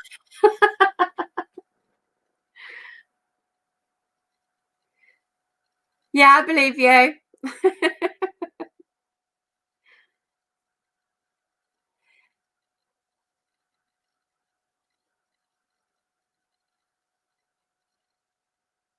Have you muted yourself? I can't hear you anymore. Yes, I had done. It was all my dance moves. Sorry about that. Amateur. It got to number 2 in the UK charts, number 1 in Netherlands and Belgium, 15th best-selling song of 1988. And it was their highest chart position, along with Let's Talk About Sex. I much prefer this one to Let's Talk About Sex, which is also good, but I prefer this. Would you say this is the best Salt-N-Pepa song? Personally, for me, it was the song that wrote about me. Okay. What's that? They never wrote this one about me. They wrote the other song about me. Let's Talk About Sex. No, not Let's Talk. It was much later. It was like mid-90s, I think. They sang it with En Vogue. What a Man. Oh, what a man. Yeah. Okay. Yeah. No, this is their best for me. I'm not a huge Salt-N-Pepa follower or fan or anything, but I do love this song. I used to love it. Like, obviously, I've got the Greatest Hits album. Richard just says, I thought it was Marcel Marceau for a minute. Yeah. There you go. Sorry. What I was going to say, but originally this was a B-side to Tramp, as you can see down the side. It was a B-side to Tramp. Tramp got to number 2, and then they re-released it as the A-side, and I think that's why it was such a big hit. Yeah. Around that time. But Ray Davies from the Kinks, yes, does actually get writing credit. Because right at the end, they start singing that Kinks song, don't they? Yeah. They replace girl with boy, and it's like, boy, you really got me going. You got me so, and I don't know what I'm doing. Yeah. And because of them lines, he gets a writing credit, so gets royalties from this song. Wow. And I never put that together at the time, but when I listened to it this time, I thought, I know those words from another song, and it is the Kinks, which is also a great track. Yeah, well, yeah, that's the thing. It's just 2 lines get you a writing. It's mental. It was nominated for a Grammy and sold over 1.3 million copies worldwide. It's astronomical. So think of all the commission royalties Ray Davies got from. Yeah, I wonder how much they had to pay him just for using a few words of his. The music video is just Salt-N-Pepa, like you say, dancing and performing. Unfortunately, I haven't got the video. I've just taken a snapshot. Run out of time, sorry, even though I've had 2 weeks. In the background, you see Spinderella on the decks, and someone, Shannon just mentioned, poor Spinderella never gets a mention. Not on this track. She does on Let's Talk About It. Spinderella cut up one time. And on this as well, you get Hubie Lovebug Azor on keyboards, and he does the legendary lines of, now wait a minute, this dance ain't for everybody, only the sexy people. Yeah. So all you fly mothers, get out there and dance. Dance, I say. Down. Oh, it's brilliant. I do really like this song, and just them lyrics, just when I hear him say that, it does remind us of playing a cassette. Yeah. And I'm positive that album as well, I liked about 3 songs on one side, and I used to eject it, turn it over, because there was another 2 on the other side. Then I used to rewind it, like fast forward it to the end, then flip it back up. And I used to just play about 5 songs on the whole best of album, but being cassette, you just like worked out. You would play 3 on one side, flip it over, fast forward a bit, play it, then fast forward at the end, do it again, because didn't like all the songs. I probably would like them now, but Lainey just said this is the best version of this song after her version. Are you able to play her version? I don't think I can, because I'm positive this one is blocked worldwide.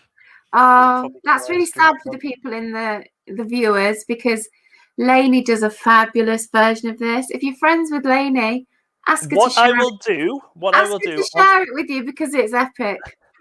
I have a link to that. I will post it. I'm going to create now that's what I call live stream group over on Facebook. So if you're all join it in the next week or so. Oh, that's good. I'll create a group over there, and I will put a link into Lainey's rendition of Push It. Good idea, yeah.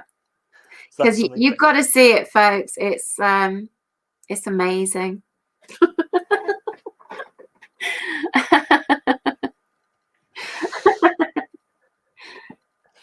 Next up, we have Derrick. Derrick B. Like, what a name for Derrick. I like Derrick. Yeah. Derrick B. with Bad Young Brother. Bad Young Brother. Now, I hadn't heard this before. Me neither. I do quite like it. No. No. Stop right there. This is terrible. This is a contender for worst track. Oh, no. It's dreadful. It's dreadful. Oh, no. I hadn't heard it before. I do quite like it. But it's very late 80s, early 90s rap. Crap.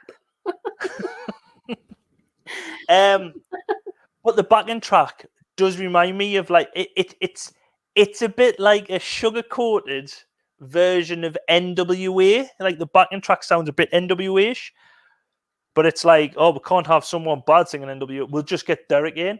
And at first, I thought he was just like some random American, but no, he's from London. He's from London, yeah. He's from London, but he did used to get loads of grief. I think he was the first UK rapper on Top of the Pops, but he did used to get loads of grief for rapping an American like accent and sounding like trying to sound American, even though he's like probably like, oh, like geezer, you know what I mean? So well, I didn't like it.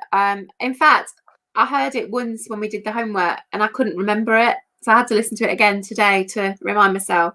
And it's still equally bad. It didn't grow on me like a few of the others did. This one is like, no, it's terrible. And he's totally like immodest in the lyrics, you know. He's you'll probably go on to this, but some of the lyrics he's like bigging himself up so much in the lyrics. But that's what rap was all about. It's still maybe it was, but from him it just seems like, yeah, shut up, you know. Yeah. Brum Reseller said, sounds like someone kicking around the bins at the back of the shops. Yes. It's terrible. PvP's just said, never heard of this dude, but he's got nice teeth. Well, it's always nice to find a positive, isn't it? This did get to number 16 in the charts, but one thing he did do for British music, he helped write the Anfield rap for Liverpool's cup run in 1988. You said he did something good for music. Can you elaborate and say what that is after you finish talking about football? The Anfield rap does. I'm positive they do rhyme rap with crap in the Anfield rap. In the case of Derrick B, that is appropriate, isn't it? Yeah. This to me is your typical now filler. You know, when they've run out of money and they've got to get something on, they can't pay very much. This is it. You can have S Express, but you've also got to take Derrick B along. Yeah, it's like you can go to the shops, but you've got to take your sister with you. Oh, mom, you know what I mean? It's one of them things, isn't it? Yeah, but yeah, the music video just sees Derrick rapping. It is like, yeah, it does look. It doesn't seem like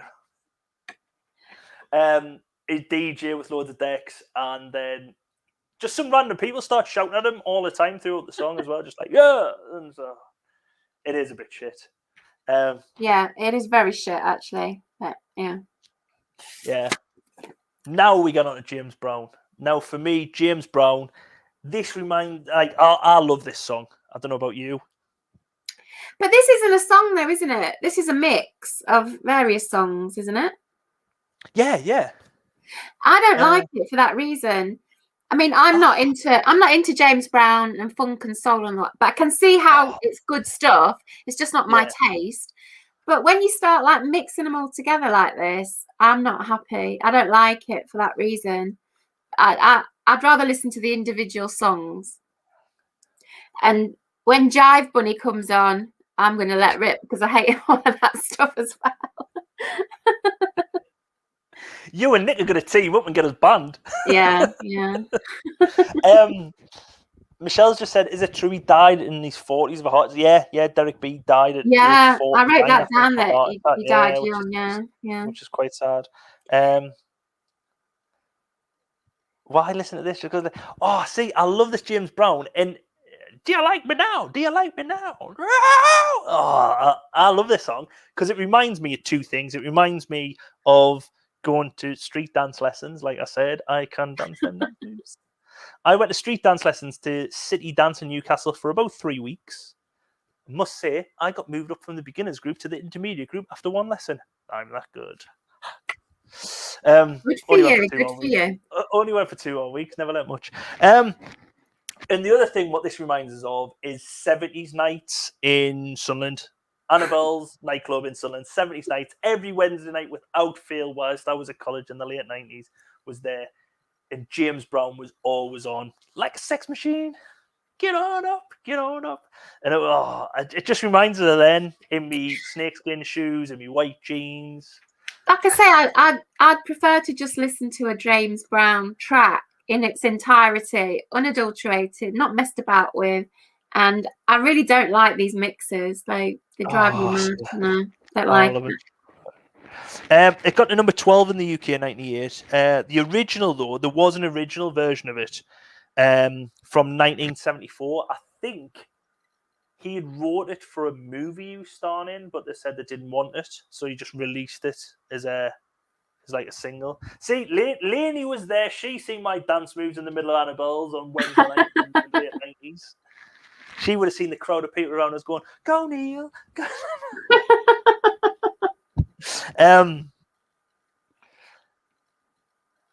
Yeah, so in 1974, it originally got to 26 in the charts. I don't think it charted, though, the James Brown, like this version later on. This is probably another one that ran out of money scenario, and they had to like put something on that they could get cheap, and this was it.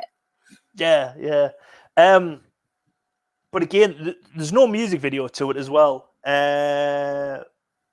But this song, or versions of this song, has been sampled by loads of people. En Vogue, LL Cool J, Biggie Smalls, even up to modern artists today like Kendrick Lamar.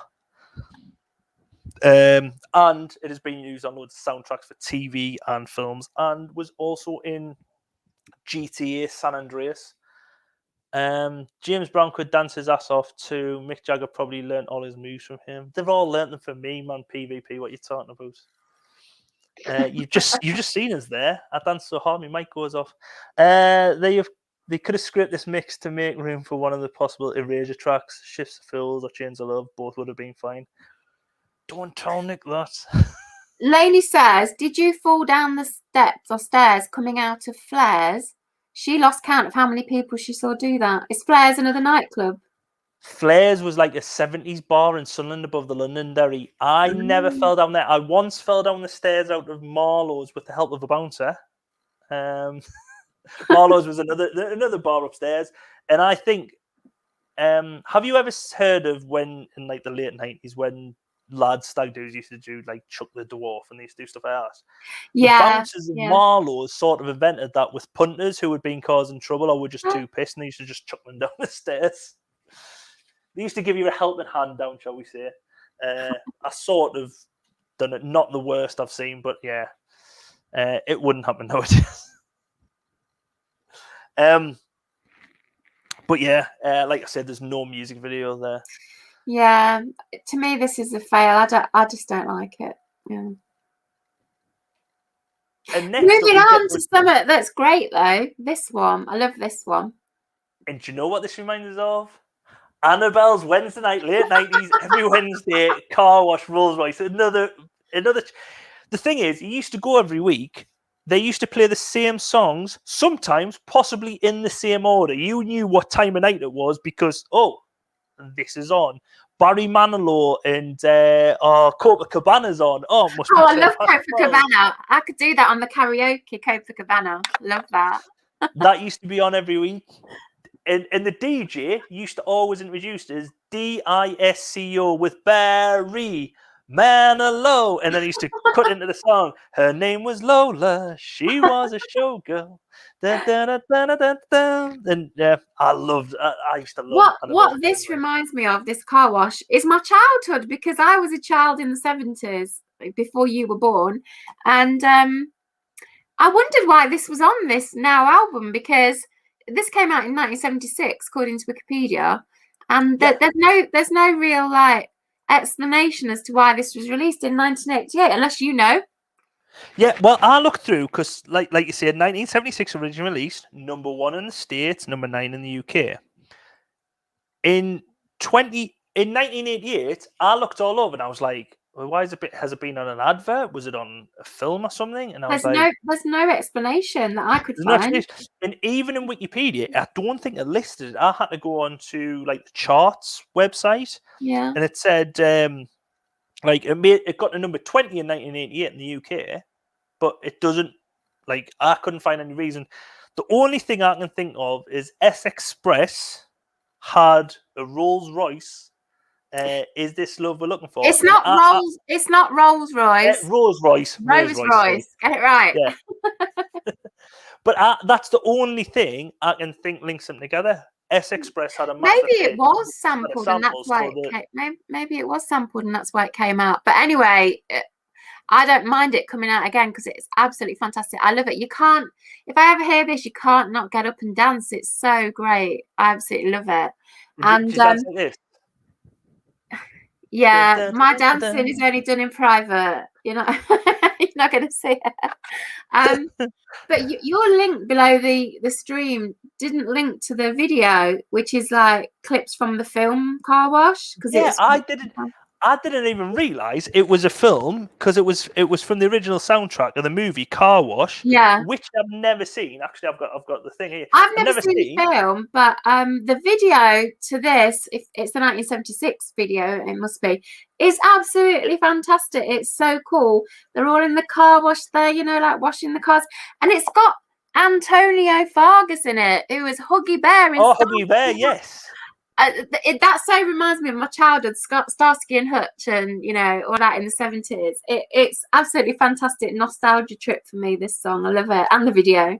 Well, what I'll do when I get now that's what I call a live stream group set up on Facebook, I will put a link to the video Susan told us to link down below. Yeah, do that because it's well worth watching. It's great. Well, if you're a child of the 70s, it's well worth watching because it's really funny and great. And the song's fabulous. This is another song that kind of, to me, it doesn't really age. It kind of still feels fresh. It still feels fresh. I don't know. Well, the thing is, you're saying it doesn't really age, and you don't mind it coming out again. It come out again, so it was out in 1988. It was re-released again in 1998, reaching number 18 in the charts. And then in 2004, Christina Aguilera and Missy Elliott done a cover of it for Shark Tales. Oh, which was I've never heard that. And it's just stick to the original, I would say. Yeah, I think the original. I don't think you can improve on this. It's just brilliant. To me, this would be a real big contender for top track of this side. But because it's a re-release, I've discounted it for that reason. But it is fantastic. To me, it's fantastic. Michelle's making you jealous in the chat. Have you seen that? Yeah, she met Huggy Bear at a theme park when she was 6. He thought he knew my mother and started chatting with her. Oh! Imagine that, a celebrity coming up with you. Oh, hi. Hello. You would think you're on like Candid Camera or Beatles about or something, wouldn't you? I love Starsky and Hutch. It's so, I mean, I don't know, I've not watched it in many years, but it's so 70s, it so reminds me of the 70s. And let's just say, well, in 87 and 88, there were a lot of classic tracks making returns to the UK charts. That's true, yeah. Classic tracks. Amongst the classic tracks in my house was a house remix of Downtown by Petula Clark.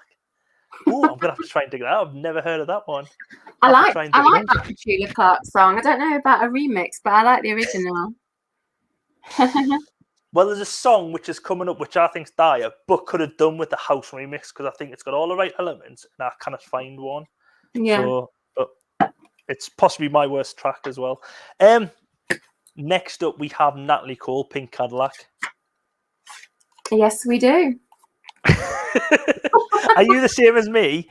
I thought, right, I've heard, when I said Pink Cadillac, I should know this song. I'm positive I should know this song. And even when I listened to it, I was like, I don't know it. Oh, no, I remember it. I remember it because I hate it, and I still hate it now. Oh, see, to me, it's just a bit, it's... Yeah, but when we were looking into it, I didn't know it was a Bruce Springsteen song, and I didn't know it had. Maybe I was a naive person back in 1988, but I didn't know it had sexual innuendo connotations to it, because it does. Yeah, I didn't know that neither. I've just listened to it just today. You need to go and read the lyrics and read up on it. About why Bruce Springsteen originally wouldn't let a woman sing the song because it's got sexual overtones to it. Is Pink Cadillac his phallus by any chance? No. It's okay. Pink Cadillac. Just going down a different avenue here. No. You're almost right. You're almost right. right. Pink Cadillac is a euphemism for lady bits, basically. Right. So because the it's song like was Sheena originally East written. and Sugar Walls, then. The song was originally written for Bruce Springsteen to sing, and he said, "I love you for your pink Cadillac," and take your imagination from there. But I read that he wouldn't let I can't remember who it was, but some woman wanted to record it, and he wouldn't originally let them. But then, obviously, he relented and let Natalie Cole do it to very mediocre results. I'm not a fan. I'm not a fan of this song. Yeah, because it's quite different. Because when Bruce Springsteen does it, it's quite like honky tonk guitar heavy. When I've listened to that, it's quite like a I don't know, like a bit like what you call him, Bob Dylan, like very guitar based. It's still up tempo and everything, but when she does it, it's very like poppy and R&B, but a bit middle of the road, just a bit. I'm not a fan of Natalie Cole personally. Even back then, I always thought I'll put her. Oh, sorry. I was going to say I'll put her in the same category as Jesus. Really? Only famous because of her dad. Okay, right, yeah. Maybe that's true, but I just thought she was not the greatest singer, and her voice is not that appealing to me. And this song is not appealing to me either. I'm not a fan of Bruce Springsteen, and if I never hear this again, I won't be sorry, kind of thing, Yeah. When you mentioned about Pink Cadillac and stuff like that, did you know Sugar Walls by Prince is an homage to Sheena Easton, who we were seeing at the time, and it is about her? No, I didn't know that. But when I looked up this song and that reference to "I Love You for Your Pink Cadillac," they did mention a different Prince song, which was "Little Red Corvette," which also has sexual connotations to what you were referring to earlier. So go and research it afterwards, and you might learn a few things. Yeah. Brum Reseller said, if this video had happened in 2021, the memory staff would have been straight on the telling them to stop dancing. Yeah. This is not for me. This one, I don't like it. It's not the worst song on the album, because there's definitely a few other dodgy ones than this, but it's just meh, that kind of reaction. No, PvP. Bruce Springsteen isn't the same as Jesus. Natalie Cole is like Jesus. Yeah, Natalie Cole is like Jesus. And Sharon's saying she's about 15 years older than other people in this video, and it is true. She does seem a lot older. The song got to number 5 though in both the UK and the US. It was a big hit. I remember it, and it was like the 75th best-selling song. In the US in 1988. But like Brum Reseller, John's already referred to, the music video takes part in the petrol station where Natalie Cole sort of starts chatting up a fella in a pink Cadillac, and then our mates turn up, who must have been traveling at some speed when you hear the screech when they stop. It's like they were crawling, you know what I mean? They could have gotten out and just walked, and the car would have stopped. It's ridiculous. But then the lasses in the Jeep start busting some moves, and that's when all chaos breaks loose, and they start dancing. I think this woman's having a fit, to be honest. I've just looked at Wikipedia just to clarify, and it says Springsteen vetoed the first attempt by a female singer to release the song, which was Bette Midler. Bette Midler wanted to release it in 1983, but he said she couldn't because it was a man's song singing about a woman. There you go. There you go, mental. Yeah. Who all started school as she? Yeah. That's. And Sharon thinks Hazel Dean's in the Cadillac here at the front as well. She's another lookalike. Well, Hazel Dean's definitely loosened up her dancing since the previous Yeah. video. Must have been to see the chiropractor had to do them moves. But yeah, at the end of the video, Natalie and her gang end up nicking the fella's car. You see her getting in here. He's getting out, and it's like, see ya. And they steal his car. So there you go. But yes, the music video is a bit weird and a bit so. And then we go from one song to, which is a bit meh, to another one with Jellybean. Jellybean. We've seen lots of Jellybean on these albums, and I had never heard of him at all before watching these your streams. But I've actually learnt to love Jellybean. Not his music. No, not his music. Not his music. Just him. He seems like a really happy guy. He's always smiling. He's got a real dad dancey style, but he just goes for it. And I really like him. And he's got lovely hair as well. But the beginning of this video, I think it sounds like it could have been like the clothes show. If you listen to it here. Yeah. That to me is like the intro from the clothes show of the early 90s. Yeah, yeah. And I was just like, and I was like, I don't know this. Because at first I was like, was the clothes show song that? And I was like, no, but it's sort of a generic magazine show intro from the early 90s. And I can hear that. But again, even the chorus when it goes, it's just a mirage, it sounds like it could have been from some second-rate like action movie or martial art film from the late 80s, early 90s. It's just... You know, when I was listening to it, it kind of reminded me a bit of the Hazel Dean song that we listened to earlier. It's kind of got that same kind of backing track to it. But that's the kind of generic backing track that was around, wasn't it? So. It was, AIDS early for the next show. Aid has always walked in late. Yeah. We've almost finished. So how much have I missed? We have, I think, one track left. Oh no, hold on. We have one. Yep, we have one track left, Lade, after this. I thought you were going to say, sadly, you missed Sabrina. But oh yes, you've missed Sabrina and the totally sexist and terrible video showing off Bobby's bulge.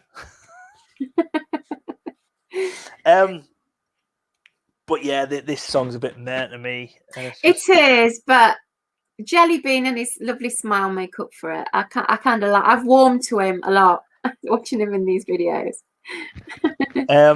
But all I got on this song, it reached number 30 in the chart. I couldn't really get anything else on this song. I think a lot of these songs were just, I don't know, it just didn't really do much. I think he's done a lot outside of music, though, hasn't he? Well, pop. Yeah, I think so. Yeah, I think he does lots of other stuff, but I'd never heard of him until this year and your live stream. So, but yeah, but his music video is just either these three lasses dancing, Jellybean dancing. Look at that, isn't it cute? I think it looks cute. Or Jellybean dancing in front of special effects, but we have, I think, our final lookalike of this week. Again, I can't remember who it was, but it was either Lainey or Sharon that said this one, this lookalike. So again, they're exempt from guessing, and me too. So come on, Ed, you're last in. So who does Jellybean look like? Let us know in the chat. Go. Only in that particular bit. It doesn't look like this. He doesn't know. Yeah, it's just this. But just bit where he's got that expression there, he does look a bit like this other person. Yeah. The actual photo of his lookalike, he's wearing pretty much the same suit as well. Really?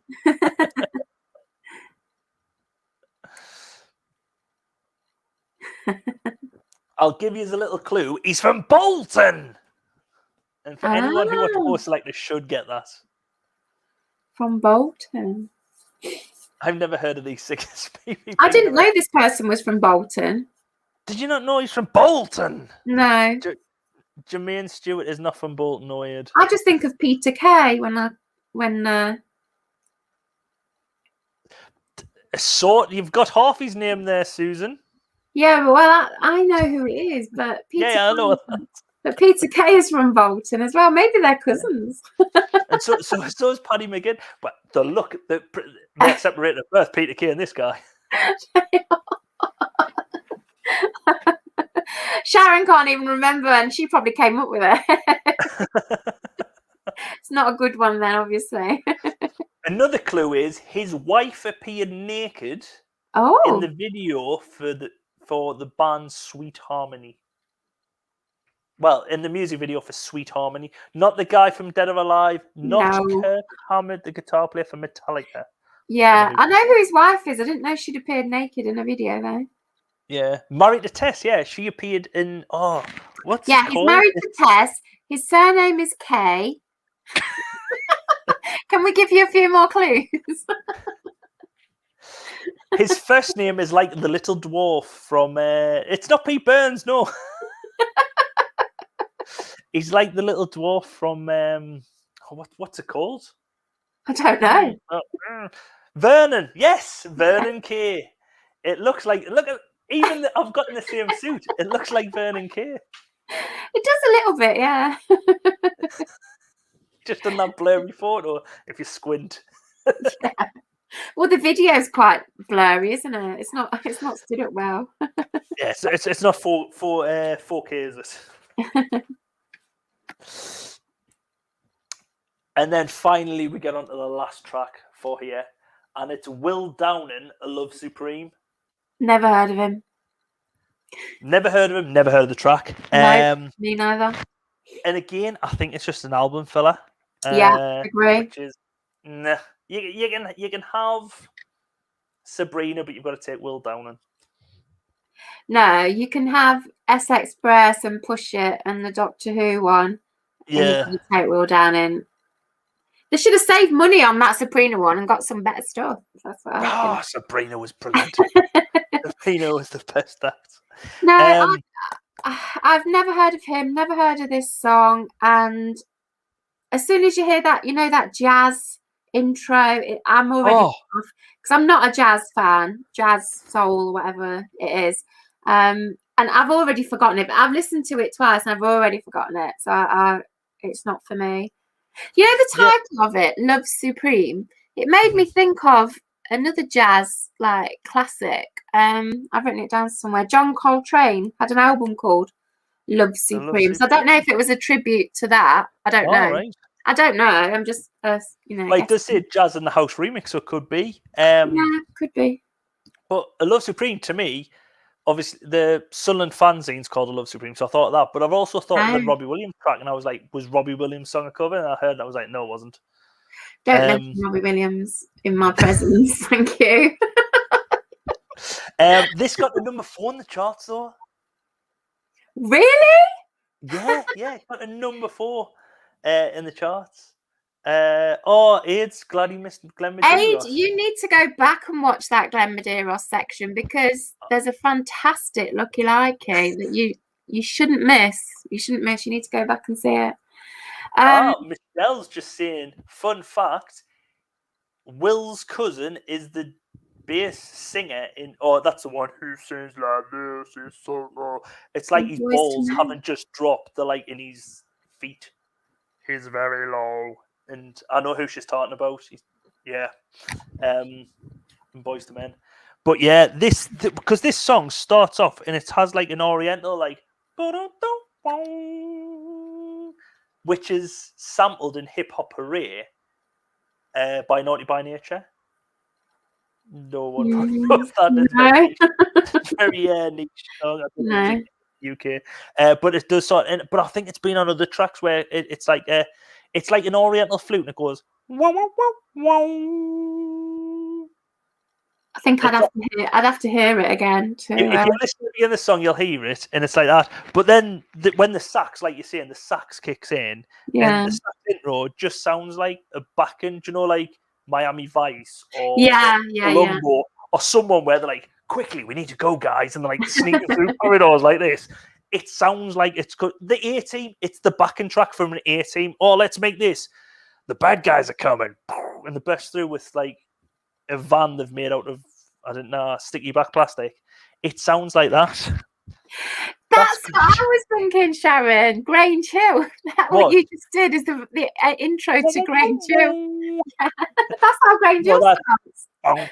Bow, bow, bow, bow, ding, dong, ding, down, down, down, down, ding, dong, ding. It's not. Whoa, whoa, whoa, whoa. That's not Grange Hill. Very similar. Sounds very similar. Boom, boom, boom, boom. Dodger sausage. No, it's not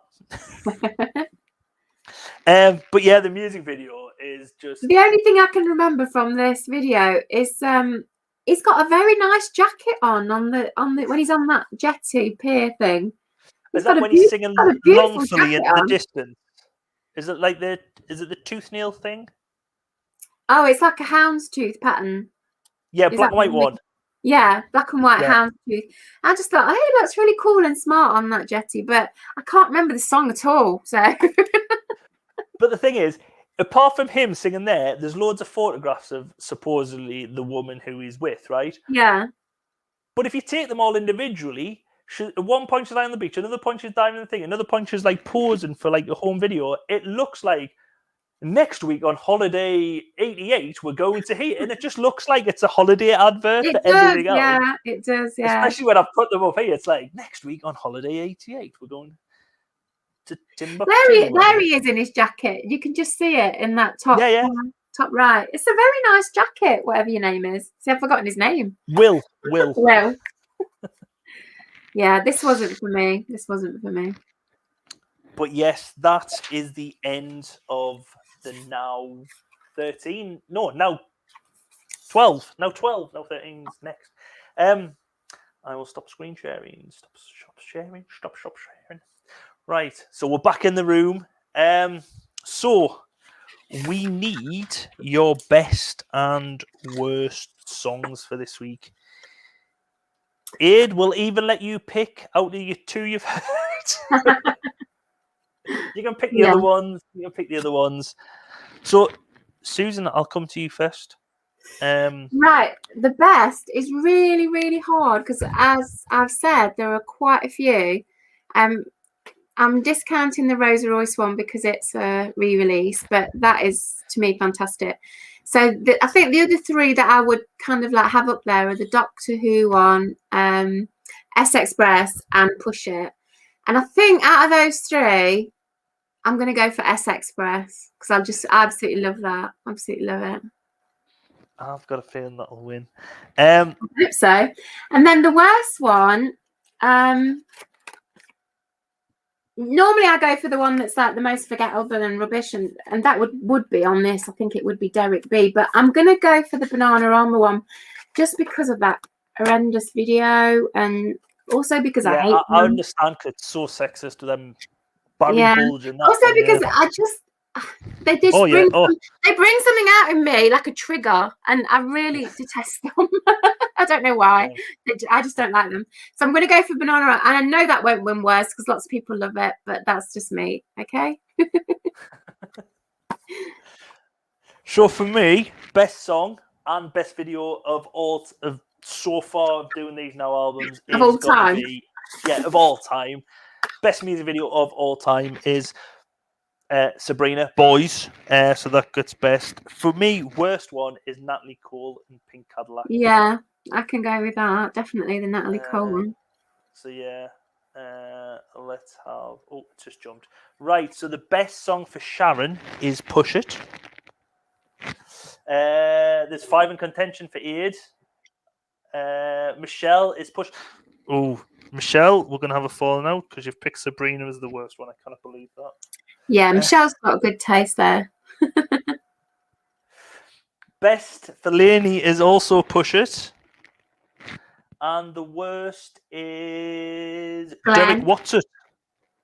Oh no, I'm looking at the wrong one. I was looking at Blissful. Derrick What's It? Where's Derrick What's It? Derrick What's It? There he is. Derrick What's It. Did you do Blissful? No, I've missed Blissful out. Don't worry, I'm getting home just because S Express gets them. Sorry. And worst is Glenn the teacher. Yeah. Glenn the teacher gets the worst. Sharon's got worst. Derrick B. Worst Derrick B as well. Derrick What's It? Sean's got best S Express and worst Push It. Ooh. So come on, Aids, if you're still in. Come on, Anybody Pip. else? Anybody else? I don't know if John's still in. John, drum Is reseller, if you're still in. Stu still there? Stu, are you there? James isn't. He's gone to watch something else, but this is us. I think he sent us a message to. It's probably another lookalike for me.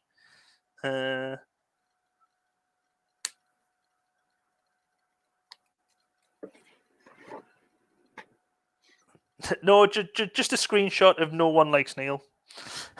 So Aid has gone for S Express is the best, and Glenn Medeiros is the worst. Is the worst. Good choices, Aid. Rum reseller, he's come in. Oh, Sharon Best. I think we've done Sharon's. Nia's best was Tiffany, but I think she had to go, didn't she? She did say that, yeah, I remember that. And Brum Reseller said S Express as well. Yeah. So there's 5 for that. Nick would pick Salt-N-Pepa, as Lainey is saying.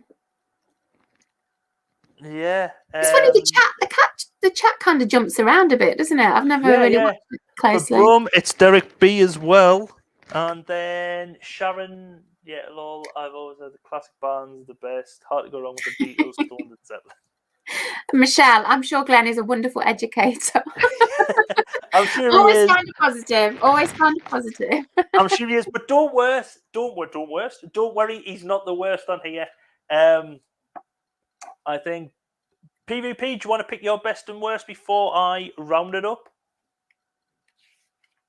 Drum roll. And you can't pick Beatles, Stones, or Zeppelin. I know he's more of like a rocker. Yeah, I don't think the 80s is that kind of music. So we have best song. PvP is saying the best is Car Wash. Car Wash. Everything else is worse. Good choice. Yeah, good choice. So yeah, good choice. So the best song, and I am very disappointed at this. So disappointed. Of course. But the best song is well, I'm not disappointed that this is the best song because I really do like this song. Actually, it would be up there if Sabrina wasn't on here. But yeah, the best song has been S Express, a theme from S Express. Yay! The worst one is Derrick and his bad young brother. See, yeah, should have been good, Derrick's brother. Agree with that. But yes, I think that's unanimous tonight. That's a good result. That's a good result. Yeah. But yes, thanks everyone for watching. We are Nick's back with Salt-N-Pepa. We've already got Salt-N-Pepa. We already counted that, but we don't know what your worst one is. We don't know what your worst one is. Got 2 seconds, Nick. Is there anybody in contention with Derrick B? Glenn. Oh, look, worst is Glenn. Oh, we've got joint worsts now. Still a good result.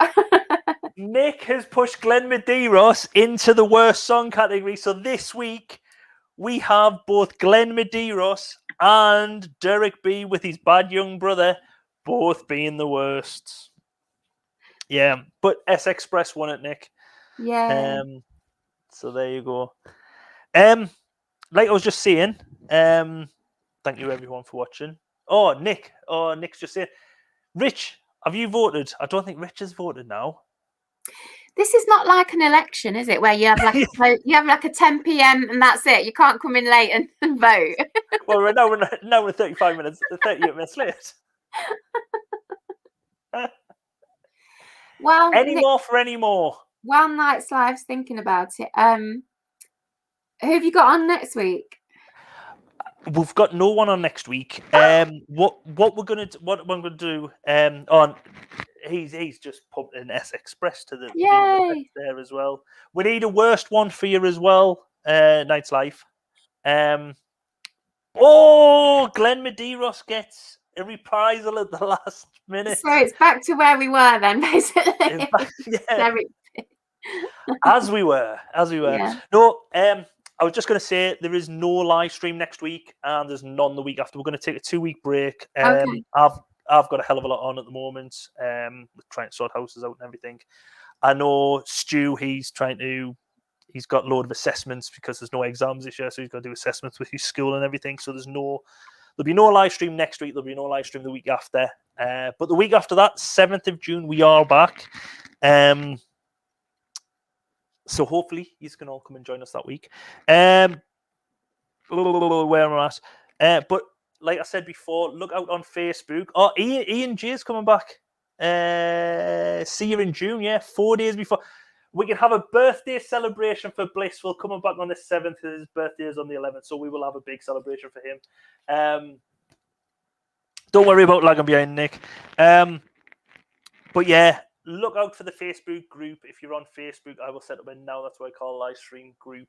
If you are wanting to take part, obviously check out below. We have the socials, Instagram. We've got links to Instagram, Twitter, Facebook already below, or you can email us. The email addresses below. If you have you got somebody lined up for that next show? I don't think I have. So if someone does want to take part for the 7th, you can obviously come on. I'm just having a look through my notes here. There will still be some live streams. No, there won't be any live streams. That's what I'm telling you. There will still be some uploads, which I've already got scheduled. I've got some other things I need to edit together and everything, because I still have my 500 subscriber, even though I'm on 551, I think now. My 500 subscriber giveaway to come up, so look out for that. I'll possibly premiere that on one of the Mondays, either this Monday if I get what I'm wanting through the post. If not, it'll be the Monday after, the bank holiday Monday, which I'll set up. But I think that's everything. Thank you very much. Oh, I'm on 552. Hey, thank you. Well, I'll just say thanks for having me on, and I'll come back again in the 90s when the music gets better. It wasn't too bad tonight. It wasn't too bad tonight, but it gets a lot better in the 90s for me anyway. I'm still debating whether to do that 27-hour live stream. You've got to do it. You promised. It won't be a full 27 hours because I think YouTube cuts you off after 11, so I'll do 11 hours, go for a pee break, and then another 11 they don't cut you off after 11. You can have an ongoing live stream for however long you like. It just keeps going and going. But you can't have 12 hours. It only has 12 hours going backwards, if you know what I mean. Yeah, you can only save up to 12 hours. So if you want to keep it, I guess you have to take a break at 12 hours. Yeah. But, I'll have a wee break because I don't think you heard me. You've enjoyed me having a pee. Oh, yeah, we've all been to the toilet with you, haven't we? Okay, thanks very much. But yes, thanks again, everyone, and we'll see you in 2 weeks' time when we'll become back. What is it? What's that? Harder, better, faster, stronger, and all that. Possibly longer. I don't know. But yes, the 27-hour live stream. Something I said when I was really drunk last New Year's Eve, and I still haven't watched it back. But it might happen New Year's Eve. I'll probably get forced into it. But yes, thank you, everyone. And good night. Bye. It's been enjoyable. It's been a pleasure. It's been emotional. Good night, everyone.